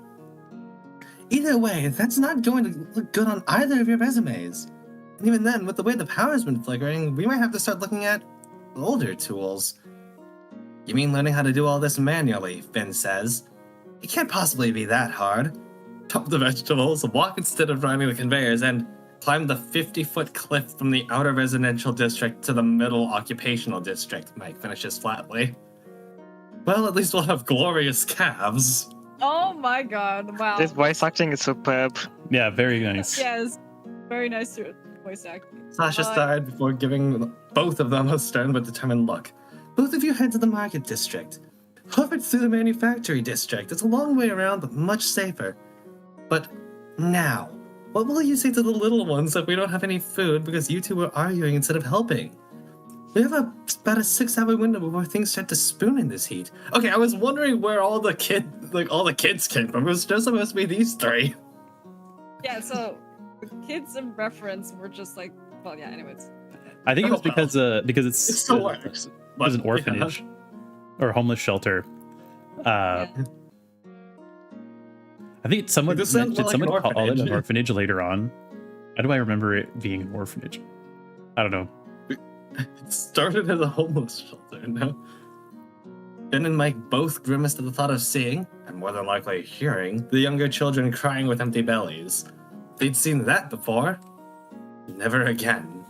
Oh, was that supposed to say spoil? Okay. Yeah, I think this was supposed to be spoil. Yeah, makes sense. I'm guessing that was autocorrect or something. Autocorrect is sometimes just auto-incorrect. I hate it. Yeah. Yeah. Real for you. Well, at least this way I don't gotta listen to you belly aching about power all day, said Finn. 2 hours later, an exhausted Finn and Mike entered the crowded bazaar area of Skaya's market district, drenched in sweat. The market district was a bustling hub of bodies and market stalls, steam and the savory smell of food wafting in the air to mix with the yelling voices. Finn was in the lead with Mike trailing behind him. None of them had the money to buy the food from the market. It was up to them to create a little performance that would get them the food that they would feed to the children back home. Oh, they would need. Sorry, there's a random 2 there. Yeah. Sasha had determined that their target would be Huck, the owner of the food stall that sold hot cakes, floury and sugary pastries that lasted longer than any fruit or fresh meat. If they could get their hands on some of his wares, maybe even supplies, it would be enough to power them through the week. He had already planned that Finn would act as the distraction while Mike would sneakily grab the food. Finn gave Mike the signal and they both split ways, with Finn walking straight up to Huck while Mike pretended to look at another stall. Finn gave Huck a lopsided smile. Hey there. Man, those hotcakes have got my mouth watering. How do you make them smell so good? I had nothing to go off Looked of. over his... Sorry? Sorry. I just had nothing to go off of, so this totally changed the story. This part here. Yeah. Sorry about that. Anyways. Don't worry about it. I feel like this is a common occurrence. Yeah. Yep. Finn is gonna become a tiny person now, so just ignore that. Huck looked over his counter to see the source of the conversation, as Phil's small stature barely made it past the counter. See, this is why I think they got de-aged. I see you have a great nose on you, even for a small one like yourself. No one can compete with my pastries, I'll tell you that much. My skill is unmatched. Huck proudly shouted as onlookers moved past Huck's usual mindful rant, as he gave eagerness to all the newcomers. While he continued to rant, Mike stealthily went around Huck as he was bent over the counter to stare at Finn. Strange habit of looking people in the eyes he had that it's unknown if it ever made him look less threatening. As he gathered loaves of bread and sweet rolls that he stuffed into his shirt, he accidentally knocked over a pan. Noise would have boomed had it not been for the loud market at its peak hour and Huck's own hearty laugh as he glazed himself to Finn. Ew. Mike slinked with his mouth covered and said it was best to leave and not be too greedy, sending a signal to Phil to call it a day. Huck, however, saw unease in Finn and decided to turn around, seeing Mike with his goods. You peasants, you plan to steal from me? I won't allow it! Both boys bolted as fast as they could for capture and starvation for the kids at home, and Sasha wouldn't be able to bail them out this time. Despite his huge frame and weight, Huck was fast and quick to make haste. You'll regret ever stealing from me! Your others won't recognize you when I'm finished! Wow, man, way too far! Mike shouts as he scrabbles up a nearby ladder. If we had moms, we wouldn't be living on the streets, Finn calls back as he ducks under a wall, the two splitting up and deciding to take half the goods each so that they wouldn't starve too badly. Constables! Huck calls out as he climbs up the ladder after Mike. Get the other guy! A few officers hear Huck call out and start running after Finn. Finn just gives the cops a grin. Come and get me, you pigs! He calls out as he books it down an alleyway, making tracks for the section barrier. The cops continue chasing him until he reaches one of the great lifts up the wall. Cops took a second lift up, only for Finn to bail out of his lift and start scrambling down the turning gears, barely managing to avoid being crushed as he makes his way back to the ground floor. Heh, easy. Let's get this back to Sasha. Here's hoping she's not too mad we didn't pay for this. Mike, meanwhile, made a break towards the outer city wall. The outer wall of the city, running across the city block and being careful not to fall between rooftops. Looking back, he can see Huck keeping pace, being far less careful with his jumps due to not carrying anything with him. Sheesh, all this for a few loaves of bread? I know water's expensive these days, but you don't need water or steam for fire, just a few logs. Mike sighs as he starts climbing down the building. running out of the alleyway and onto one of the moving conveyors. He runs down it, Huck disappearing from view as he was still trying to climb down from the roof. That wasn't so. Whoa! Mike stumbles as the power starts going out again, the conveyor suddenly staggering to a halt and causing everyone in front and behind him to fall over. Man, Sasha wasn't kidding about getting worse every day, Mike mutters as he gets back up. He checks over the loaves, making sure they're fine before he starts making way back to the homeless shelter. As he does, he glances up at the resplendent grand reservoir at the center of the city. Either that thing is running on empty or someone's hogging all the water. Before Mike could finish that thought, and just as everyone was recovering from the conveyor's sudden stop and start, a thunderous clang rang out as Huck suddenly dropped onto the moving conveyor, startling the already unsettled passengers. He pushed his way through the crowd toward Mike at an impressive pace for someone his stature. Mike was almost impressed. For the love of, give it up already, would you? Mike looked for a place to jump from the conveyor, but this was one of the sparser areas in the district. He could not see any way he could... Wait, there was one place. Below, at street level, an open-topped grain transport was going to pass directly underneath them, but he would have to... Before he could finish the thought, the conveyor lost power again just as Huck reached him, sending both tumbling over the edge and toward the street below. As he fell, Mike caught a small glimpse of Finn a distance away, running toward the direction of the orphanage. Oh man, Sasha is going to be so angry when she hears about... Mike crashed into a soft pile, his nose immediately filled with the scent of grain.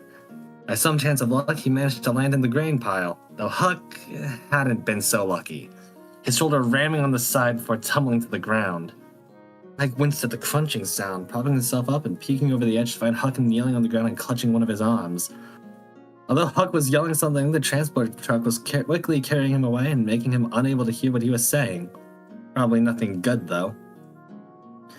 After making sure there was enough distance between him and Huck, Mike topped off the transport cart, landing in the middle of a construction area. He had a long trek back with only himself and his mind to reflect on everything that might have happened. His and Finn's attempt to get food might not have ended the way they wanted it to end. But at the very least, they managed to get something to quell the growling bellies of the children. Even if it meant that the older crew wouldn't get to eat for a couple of days, they would have to deal with it until they could get some food again. Mike eventually wound up back at the orphanage. Finn was waiting at the entrance to Sasha. When Finn saw Mike, he looked relieved, but there was a tense look on his face. Sasha's face was blank, her arms crossed in front of her. Mike gave her a smile. Hey, Sasha, I made it back, safe and sound. Sasha rushed over to him and expecting her to slap him for endangering himself, he tenses, preparing for it. Instead, she hugs him tight, sobbing, which catches him off guard. He had only thought about himself escaping, and if he had been caught, it would have been a sacrifice for the betterment of the rest of the gang. One less mouth to worry about feeding. Only then did he realize that Sasha must have been worried sick about him, that her tough, unbreakable personality had broken. Mike's eyes began filling with tears as his emotions came into realization. I'm sorry, he tries to make out between him bawling. Even if he didn't value his own life as much as others, the people who loved and cherished him would be hurt by the absence of his presence. As they all calmed down, his tummy grumbled furiously. Out of embarrassment, he looks and shies away. Hungry after your little escapade, She scrounges behind some boxes and brings him some of the pastries, still freshly scented. How did you manage to get these? He exclaims in confusion. Well, your little distraction left his stall unattended, so I managed to sneak some food back. You're not the only crafty one here, she said with a big smile on her face. The smile on everyone's faces made the mediocre pastry all the tastier to Mike as he ravaged through it. They wouldn't need to steal food for a while, but would need to move due to news of their escapades. As long as they were together, the bruises of today would make the smiles of everyone else bigger. Dang. Wow. Okay. All right. What heck did? Wow.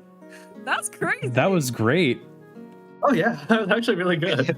What the heck? That actually worked out so well. Oh my god. That was fantastic. It's like the exact opposite of Evan's story too. I thought it was like this was surprisingly consistent all the way around. Yeah, this Characters were very consistent. Plot was very consistent. Yeah, the characters I think actually the got only to thing that went wrong was that develop Mike a little and bit. Yeah. The only thing that went wrong was that somehow Mike and Ben were suddenly like teens. I like how Like, they were supposed to was be it? adult workers. Mm. I like how Hook is just like Mr. X. It's like over a few loaves of bread, he's like chasing him down relentlessly. It just felt very Aladdin. Like, that was the inspiration for that line. It just felt very Aladdin at that point. I thought wasn't Yeah, Mike? but Mike was introduced as a Isn't teenager, there a loaf right? of bread? Mike was introduced as what? Sorry, Was introduced as a teenager, right? I don't think. Oh yeah, I think Mike was, but Finn was actually Oh. a worker. Oh, okay. Child labor. I just assumed they were all young. I'm trying to remember which one I did as a teen. It was Which one were you planning to kill off? Finn was a teen. Mike was actually an adult. Okay. Oh yeah, who was supposed to die? Mike? Mike. Oh yeah, I saved him. Uh, I saved him. Yeah, I'm shocked not only that Mike survived, but that Huck also survived. Huck to die. Like, my god. I wasn't sure what the height was from, and Yeah. there was like very little I was working off of because I had none of the backstory, like the world building context. Because both of the times that I saw this, it was just in like very like Normal Okay. the character interaction. little, yeah, like character interaction things. And so I just tried to keep things as vague as I could while still connecting the story bits. I think it still worked. So I'm glad Yeah. it still worked out, but yeah, that's why I ended up. It's kind of sad we didn't do, like, the original idea I had was that it would be revealed, like, it would have been revealed at the end, like, the Grand Reservoir ran out. Mm. See, I have But no I like that this one went more. This feels like a pilot episode, is what it feels Yeah, like. that's to Slice me. of life. Yeah. Where it sets up, it's setting up like a larger plot line, but it's also got like its own self-contained story. story. Yeah. I worked out. Yeah, that's a surprisingly good way well. to put it. Very good. All right. Yeah, this worked out fantastic. Also, it was Jet, I think, that did the last section here, the Yep. ending for this. Yes. You did a really good Yep. job.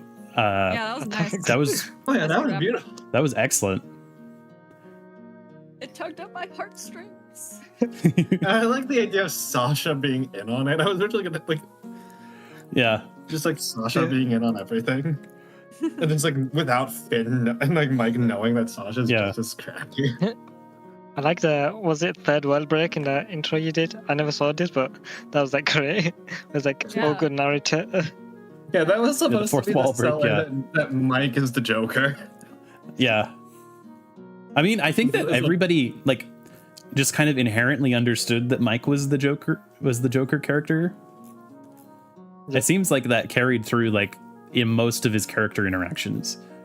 Oh my god. I'm glad I did. Good stuff. Yeah, that Right, was last story. that was fantastic. Last story to read through. Let's see if we continue the trend of consistency or not with this one. Oh, this one went mostly to single player. I have no Oh, idea you of kept good your voice acting, but drafts Okay. or your notes. I should have done that. Yeah. Oh. Yeah. Whoa. Well, I had to redact that anyway, so. Yeah, I should have done the same thing because I did the same thing where I had to brainstorm. I should have left the brainstorming stuff there. Oh well. If you don't mind, I'm gonna explain what my vision was first, and then I'll just read it all. Sure. Okay. Yeah. Okay. So I kind of took inspo from like the game We Happy Few. So it's like everyone just takes like a drug that makes them happy and delusional, Oh, but like yeah. the actual like Ah, yeah. and actual like I do remember that. scene, poverty actually. and dystopian. Yeah. Mhm. You're not allowed to not be happy.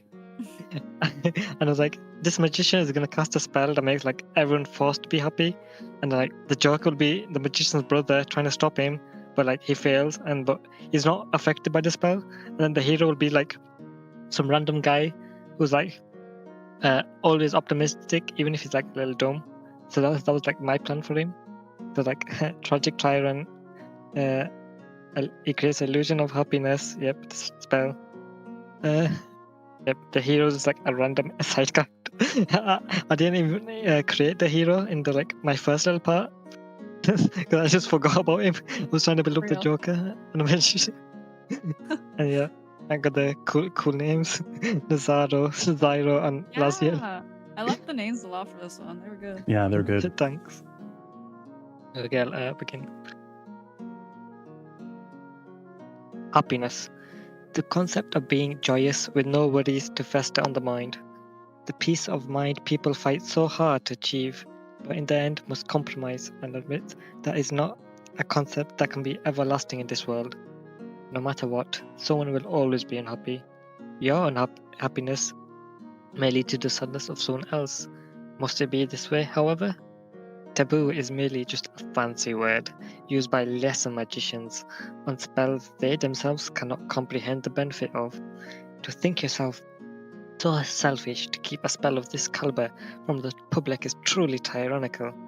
With this, I will reform this miserable city my beloved once cherished and bring about a new dawn, where people can live truly happy and never go a moment feeling the despair that this world has swallowed me into.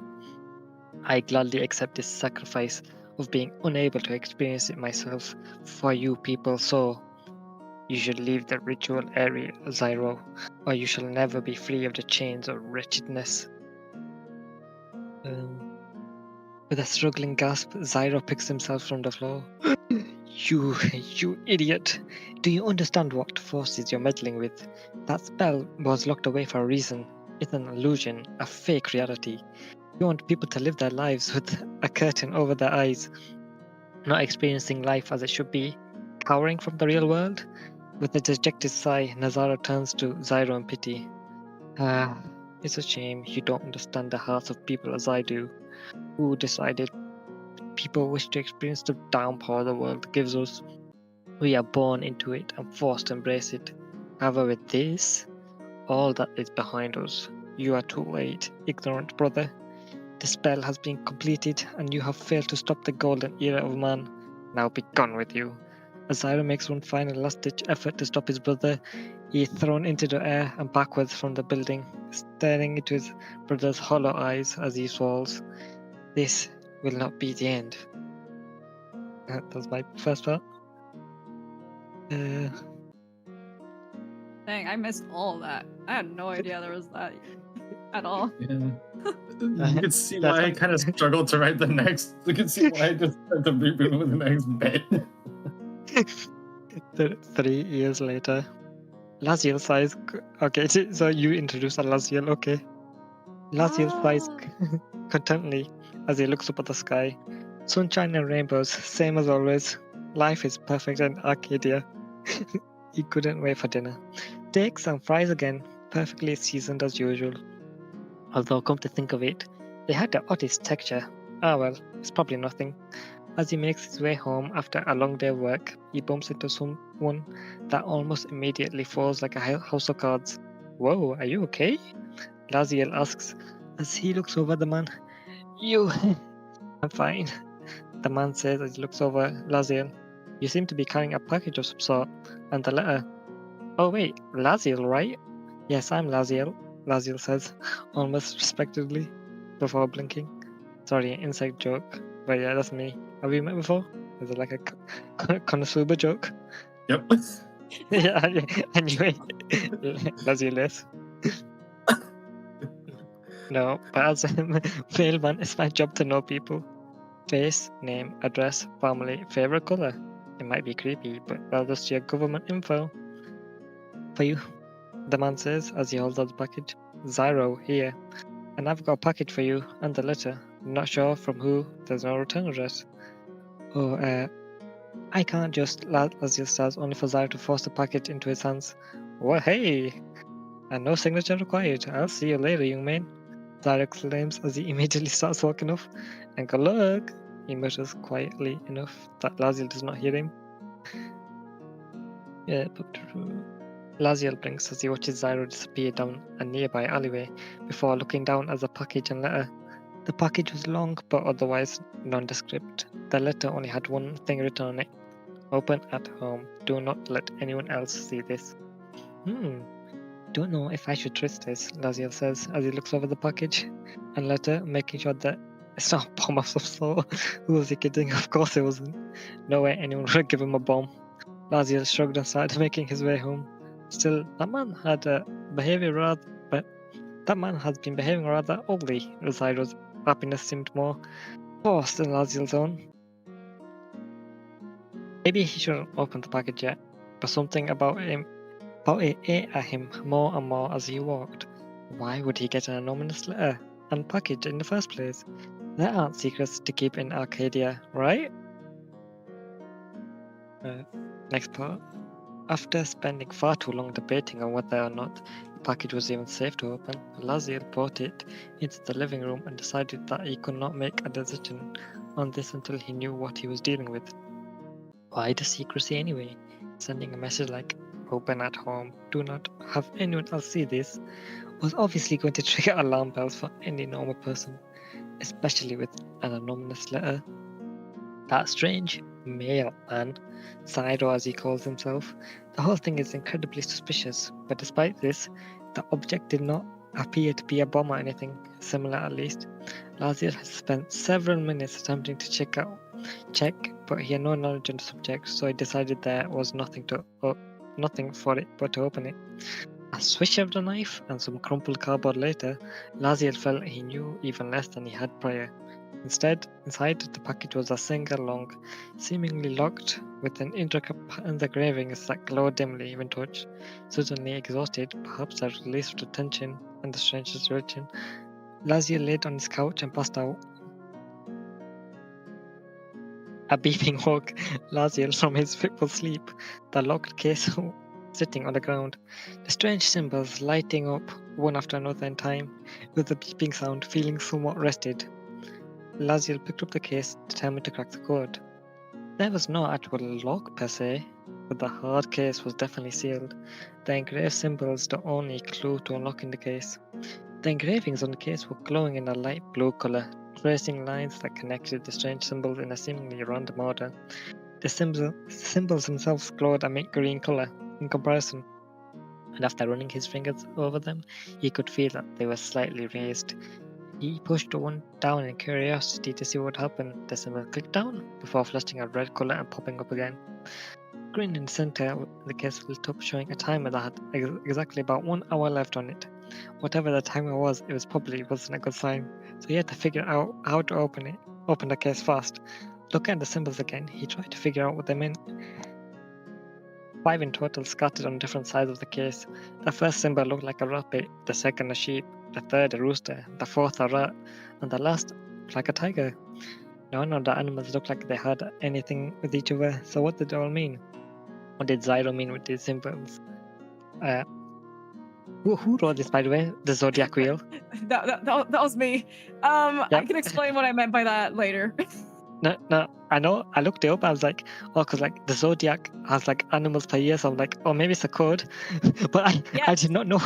I did not know what. So I didn't know zodiac wheel that well, and I was like, okay. But then I was like, wait, I can just make Laziel an idiot right now, and that's what I decided to do. So that's gonna explain this bit. I'm so intrigued because none of this made it to me. Oh no! This next section is all I got. All right. Let's see how. This was my response to you, Milo. Okay. Okay. He scratches his head, pondering on how he's going to figure out something as complex as runic cryptography. As he ran his hand over the metal engravings and watched the timer count down, he tried yet again to press the symbol in hopes of change. Surprisingly, instead of the red he had come to know, it was a bright, affirming green. He then attempted another symbol, which was once again the familiar red, which caused the symbol to retract once again. Oh, damn it! I'm not intellectual enough for this. I don't have potential for magic, let alone runes. How can I figure this out? Wait a minute. Being merely an average gifted individual, Laziel had no traits she excelled at. He was merely average, academically, and with everything in life. The one thing that set him apart from the rest was his unfounded optimism in life, that even in the face of despair, he'd get back up. The timer is not affected if I am successful or not. Then Lady Luck, bless me this one time and let me guess them right, he exclaimed with nothing but his own belief powering through him. As he raised As time raced onward and the timer had but a single minute left when the box chimed, the success would ring and opened. I did it! Hell yeah, I did it! He laughed stupidly, brute forcing his way through the puzzle. That was my response to my Oh boy. Okay, I'll explain how I meant it. I'll explain how I meant it later. Okay. Even the most well thought out puzzle by great minds are inept to the stupidity of trial and error. The contents of the spell, however, were worth the effort and suffering. A Nick Stone, also known as a Dispelling Stone, a relic that when used acted as a magical EMP, absorbing all magic, making it ineffective in an area. All had been long lost. All of them have been long lost since destroyed, but where here was the one lying before Laziel. Zyro, you cunning devil, you had something like this hiding away? Oh boy. Okay, but I mean that makes sense where that came from now. Yeah. All right. Yeah, I was wondering where that came from too. Yeah, I loved writing this part. It was so funny. Alright, Zyro, Laziel says as he looks over the next one. There's got to be a reason all of these were destroyed. If it's a spell that's making us see a utopia, then I just have to find the right place to use this thing. Oh. Nick Stones only affected a small area.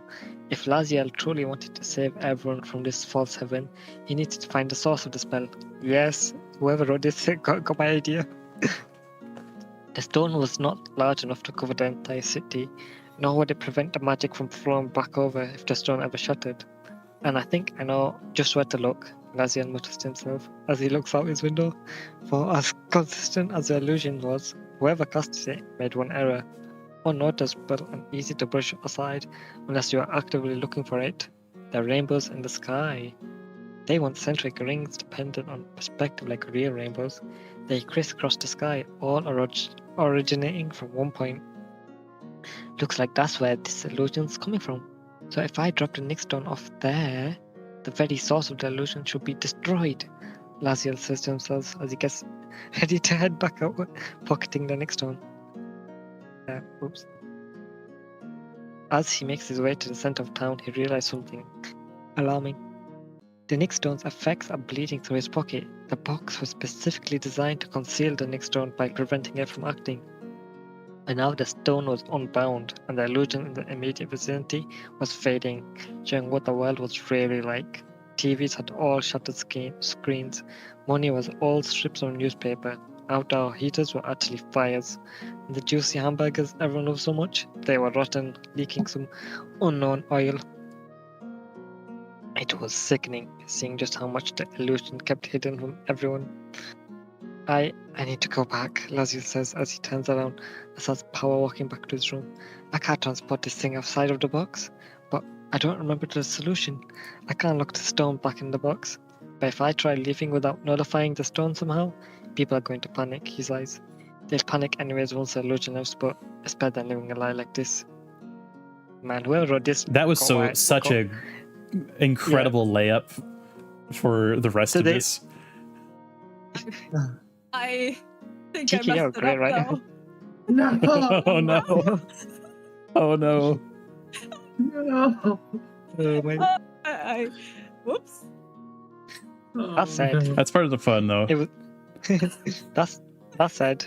It was dangerous for Laziel to go near people and pull them out of the illusion as he transported the Nick Stone towards the rainbow's convergence. Someone who had lived under the sort of idyllic illusion would obviously prefer to believe that the world was thrown.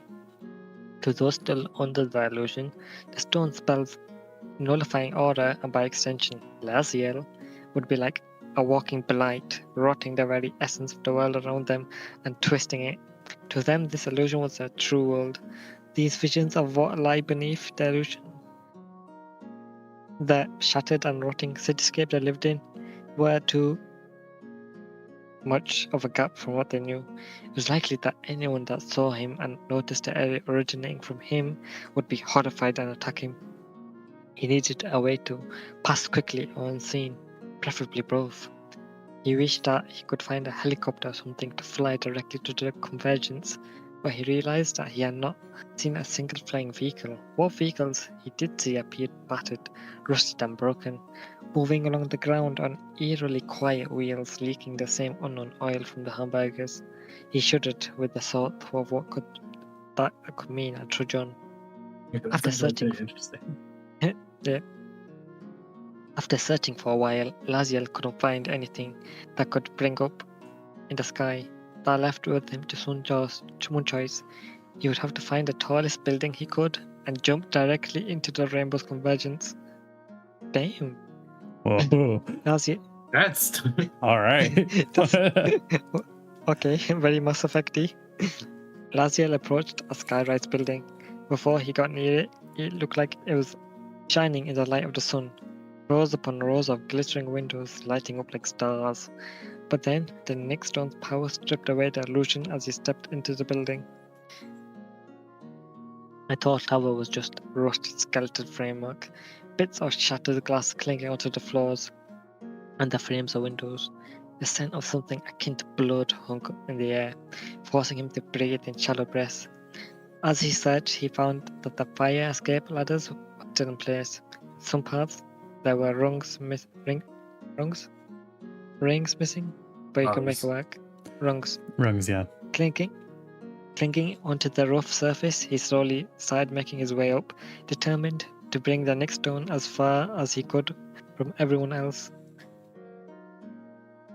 The last company he had in this world was the creaking of the metal ladder and the weight of the next stone in his pocket. When he finally reached the top, he had to swing his body on what remained of the platform and the roof. His stinging reach over and propped himself up, resting a moment to catch his breath. The rainbow convergence was just a jump away. The twisted truth of the world would be lost to all in this final moment. Taking in a deep breath, Laziel, he took a running jump, the winding following in his steps as he leapt into the sky. The next stone firmly in his hand, the blight had become known to him, followed him into the convergence. Then there was nothing. Okay. There are so many stories where some brave hero decides to sacrifice himself for the greater good. Yeah. And I love because how of his sacrifice, they're saved. But the hero never gets to see that ending. I love how They'll never know if the world was saved. You just have to have faith. Yeah. I love how Ain't that a Zyro just disappears. For me, the plan was like Zyro and Laziel will go, and like Zyro dies, but then like the magician Zyro is like, Laziel, you can either dispel it or join it, and like then the last person would either like keep the illusion or destroy it, and then that's it, the end. That was my plan for it. But like, this is tragic, but I like it. Oh yeah, this was fun. I was muted. Yeah, this is so interesting because like whatever happened to this world in that 3-year gap must have been catastrophic. Yes. Because like there's some real like eldritch horror kind of elements to this. Like there's some very like Bloodborne too much insight type stuff going on. My mind immediately went to We Happy Few when I read Yes. Yes. That was We Happy Few is such an interesting like concept, and this was a very good echo of it. Yeah, it's such a shame the gameplay wasn't good because that had a really good story. Like the story concept is really interesting. Oh yeah. Yeah, that one. I feel like that one. It wasn't not necessarily consistent in terms of like the characters and stuff, but the plot. I feel like mostly tracks. Mostly. Laziel definitely gets immediately smarter as soon as the next stone is out of the box. My headcanon is that like I was under the impression he figured it out at some point. Yeah. Because I wanted him just to be like he's actually just dumb because of like why is Milo's palos? I couldn't figure out the puzzle. So I was like, oh my god, I'm just gonna make it last year Thomas and just brute force it. Just to counter Milo. Let's just call it Lady So Luck. before you explain Milo with the puzzle, was the idea to press the symbols in the same order as the zodiac? You're on mute if you're talking, by the way. Actually, didn't. That was muted. He'll be back in a bit, maybe. Yeah, let's give her a minute. Oh, I didn't realize I was muted. I Sorry. said it like 3 times. It's all right. That's exactly what I meant by Okay. the zodiac wheel. That's exactly what I meant with that. Like, Yeah. just following, like, the zodiac has a wheel, and there's a set order to the wheel, so the symbols would have to be clicked in the order that they are in the wheel, basically. That's what I was Okay. Okay. Laziel has no brain cells just to counter you. That's what I had to do with him. Then he suddenly gets smarter during like after the puzzle. But I couldn't but it was such a good way to to make an illusion break. I couldn't think of any other way for him to know what to do with the thing. Yeah. And then Yeah. Sorry, Chad, I Zidon. didn't realize I was muted. The Yeah, idea like- of the Nyx stone, I think that was the key element that gave everybody like the idea of like where to go from there. Yeah. Like I feel like that was a really key introduction. I just need to find a way to make him know where to take it. It turned Yeah. into like a Lord of the Rings. With the Yeah, next kind one. of. That's what I feel, Kind of a yeah. similar like journey to deliver something to. Even diving into the at the end felt like throwing away the ring. Yeah. Yeah, that's so interesting. And also, like, again, I wish that I had left my brainstorming. Actually, maybe on story 2, if I go to, I wonder if I can bring it back, because the version history. Oh, yeah, you can definitely bring it back through version history. We Yeah, got, you'll just have to copy and then paste Yeah. it back into the thing. yeah, Yeah. I do want to say we got wildly different stories. Like, I thought at the Yeah, end yeah. that, well, especially with story 4, I didn't have a lot of the context for things within the story. So when I was writing the ending, I was like, oh, I thought he was trying to get rid of the Nyx stone. I didn't realize that he was Oh, trying to get the Nyx stone there. What do you call it? Like, to like save the world or whatever, to show the truth of the world. Because when I read he had to like sneak around, that's what made me think that like, oh, people would be upset if he was trying to like people would be upset if they found the true reality of what was hiding underneath. So that's why I created the ending that I did. And then there was Yeah. when I wrote down like the hamburgers with leaking oil, that wasn't meant to be anything special. It was just meant to show just how bad the food was. Oh, okay. And I made it into Eldritch horror. It was just meant to be like the food I- is literally like Set the mood. the food is like horribly rotten to the point that Yeah, I was envisioning like way worse, like not just like kind of like gray. I was imagining like full on just like rotting, like it would have awful. been the nasty patty. Yeah, I exactly. like the only magic reference here is the magician. Everything Yeah. else, like no magic references. No. So like maybe you could have done more with that, but yeah. Yeah. It's like Zyro, just throw it away. I mean, magic is still present. Like the illusion thing is still like very present throughout a good Yeah. chunk of it. Yeah, so that was good. We got 4 wildly different stories, and I think that with like so many fun like writing styles mixed into Yeah. this, that was really, really fun. That was awesome. Oh yeah. I'm It's so actually hilarious just reading them. I'm shocked. I would say we got like 3 out of 4. I think short story 2 struggled. That one just went off the rails immediately. It was just immediately off. Didn't even leave the station when it got The rest are fine. The rest actually I feel like were really, really well done for the most part. I think 3 came out a lot better Yeah, than what I had. I think planned. 3 was the best. 3 was 3, I think, extremely was the most consistent. I would Yeah. believe this was one author. Like Yeah. Yeah. Someone in my chat said, and only most of them took place in the city. Yeah. Right, well, that's The only one that didn't take place in a city is the one that went completely off the rails. Off the rails. Note to self: never have our stories leave the city ever again. The wheel was guiding us the right way, I guess. We just need more time for the initial setup. I think the Yeah. better the setup at the beginning, the better. I think that is very much the case. Because It's also dependent on the next person writing actually understanding the setup. yeah, Yeah. I feel like those Normal gl- first No more glowing krakens and gender bending oracles in the future. the oracle's gender I think changed back and forth like 3 or 4 times. I Yeah, blame really the cool. Oracle of Delphi because I have no idea. Yeah, I mean that was the idea. Sort of like the Oracle of Fardelv is like very much like echoes of the Oracle of Delphi. But yeah, it was just it's just really funny to me. And again, I didn't get the chance to actually introduce the characters that I was originally going to, but I actually think it's really interesting that despite that, we still ended up with a princess and a duke.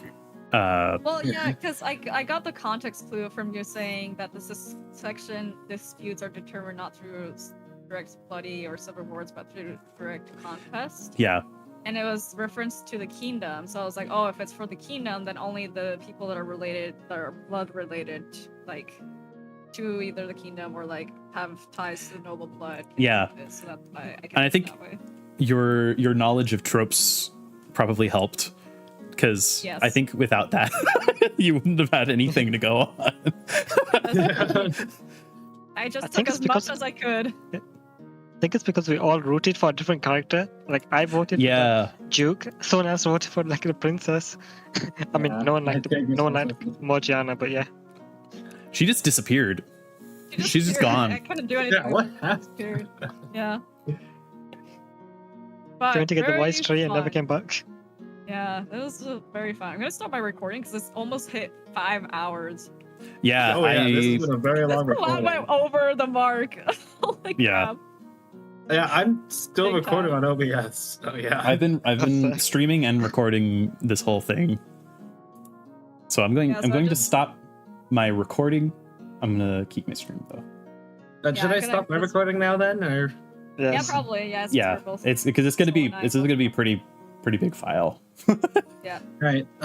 Stopping Internet now at like limited. 4 hours and 50 minutes, give or take. That's crazy. We went over the hour mark. So technically I should have been playing a Jack in the Box with people right now, but that's okay. This was I was willing to let this go out. Like it was good for we had to finish up with This is it. fun. I think we learned a lot about the Really good. formatting of doing something like this. Like Yes, we if there was definitely ever did. a round 2 of this, I feel like it would be a lot smoother. Like learning Oh, yeah. the format. Yeah, a little bit more time. Maybe before we even start writing, let's like having more time to brainstorm and do a proper like setup as much as we can, Yeah. and then diving into it. Yeah. I Yeah. mean, you guys are all great writers. That was a great read. No, that was No, that I was enjoyed absolutely reading everyone's fantastic. Yeah. writing. It was nice. Oh, yeah. You guys Sorry are for awesome. my hiccups though. There's a lot of hiccups on my end. Yeah, that was like the quality of the writing actually throughout was really good. I think it was just like passing the information where we Yeah. had a few hiccups, but actually everybody's writing was fantastic. Yeah, it was very Yes. good. Less gender bending in the future. that's Gender purely bending like in an the future, information yeah. problem though, right? Like if you don't have that information, there's no way to know just from like, especially with some of the names that are like really neutral. Yeah, like Cassian, I don't know if it was like female. or Cassian is male. extremely androgynous, so like Yeah, Yeah, I remember. Cassian's character, because Cassian is supposed to be like a non-binary character that goes. Oh, okay. Ah. So I mean, Oh, the okay. name is extremely fitting then, because it's Yeah. it's a very I androgynous. just feel like I could go Cass both ways. There's like Cassian from Andor and then Cass from Yeah. Fallout. Yeah. Yep. Awesome. Yeah.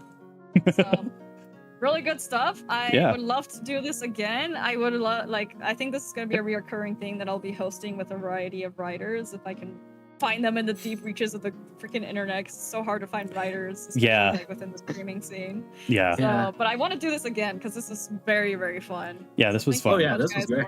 for joining. This was for awesome. joining my silly idea.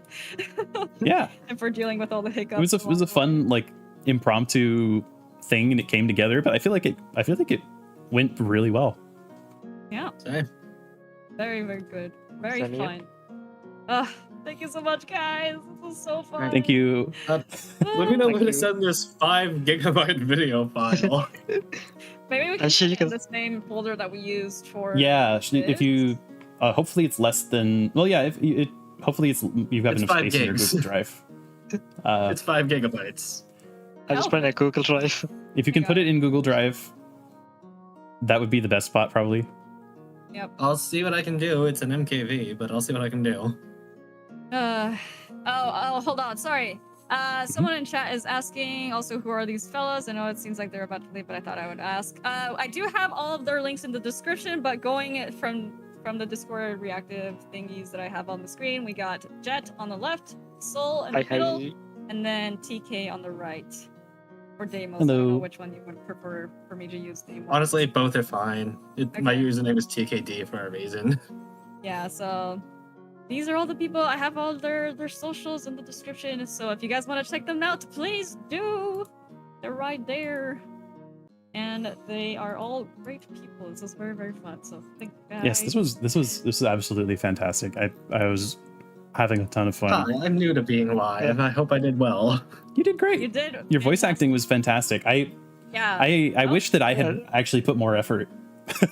Me too. I should have put more effort to it, but I was like, oh, I want to make sure everyone gets their stories. Yeah, I feel like I was maybe rushing it too much. I should have taken a little bit of time. Yeah. But I wish I put a little more effort into keeping it consistent, though. you did better. You did a lot better than I did, at the very least. So Yeah. I think you have Yeah. nothing to worry about. And then the night. Sorry, one more thing. One more comment from my side. Sammy says, Sol, that you have a very nice design. Sammy, just Sol Thank you. and I are design siblings. Yeah. We got art by the same artist. Soul's design is so nice. Oh, yeah. Yes. I'm so unbelievably happy with how things came out. It's fantastic. It's so much fun. I'm literally I am actually going to be posting the design sheet once I post my schedule for next week. I'm going to be posting the reference. That's exciting. Ooh. Oh, I and need to make. I might post mine soon too, but I need to make a few adjustments to it because there's some things I forgot to include on it. Mm. Sammy, the chatter said that not that the rest of you have bad designs. It's just that they wanted to comment on Sol's design. No, I appreciate it. Just the impression. Yeah, no, always nice to compliment somebody. Mhm. We're all flashy. Yeah, we are. We're all flashy indeed. Got different designs, different concepts. I Yeah, have a different style altogether. I feel like we have 3 fantasy genre and 1 sci-fi genre. Yeah, 3 fantasy genre, 1 sci-fi genre. Everyone here is soft shaded but me. Yeah, yeah. A vampire and a cartoon. cyborg. Yes. Everyone here looks like a light novel or a manga, and I walked out of like Teen Titans. No, that's the way it should be. That's like I love the different art That's styles. one of the within best parts about gaming scene, VTubers, so, and just yeah, like this I love this in it's general so fun. is I am such a huge fan of like character design, and I get to see just really, really cool character designs like all the time, just out of the Yeah. woodwork. Yeah, it's nice to see like everybody like messing around with like their colors too. I know like Yeah. there's Mhm. yeah. Oh yeah, definitely. Like you're not seeing just like human with X parts. Some people actually mess with like their skin tone too, like bright green skin. Oh yeah, yeah. Oh yeah. Mm. I'm a big fan Really of. interesting concept. There was a little trend for a while of like 60s era retro look. The glam rock look? VTubers. Yeah, Oh yeah. like Betty, or like Betty Boop style as well. I've seen both of those. It's really The interesting. Brother House style? Oh yeah. All right. right. All right. Well, shall we wrap up? We've been here for I mean, I've been here for a long while. but you Collabs guys quite have also been famously here are for a minute. incredibly difficult to end.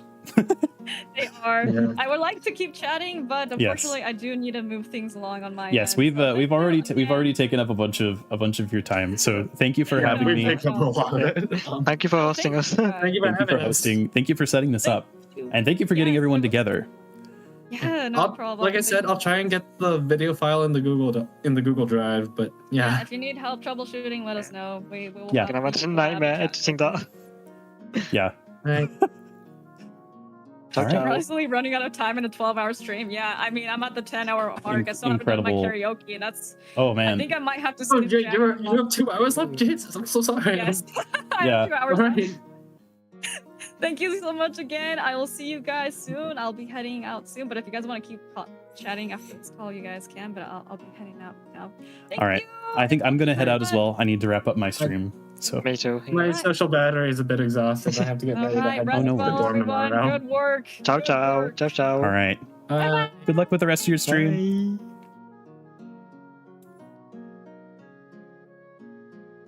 All right.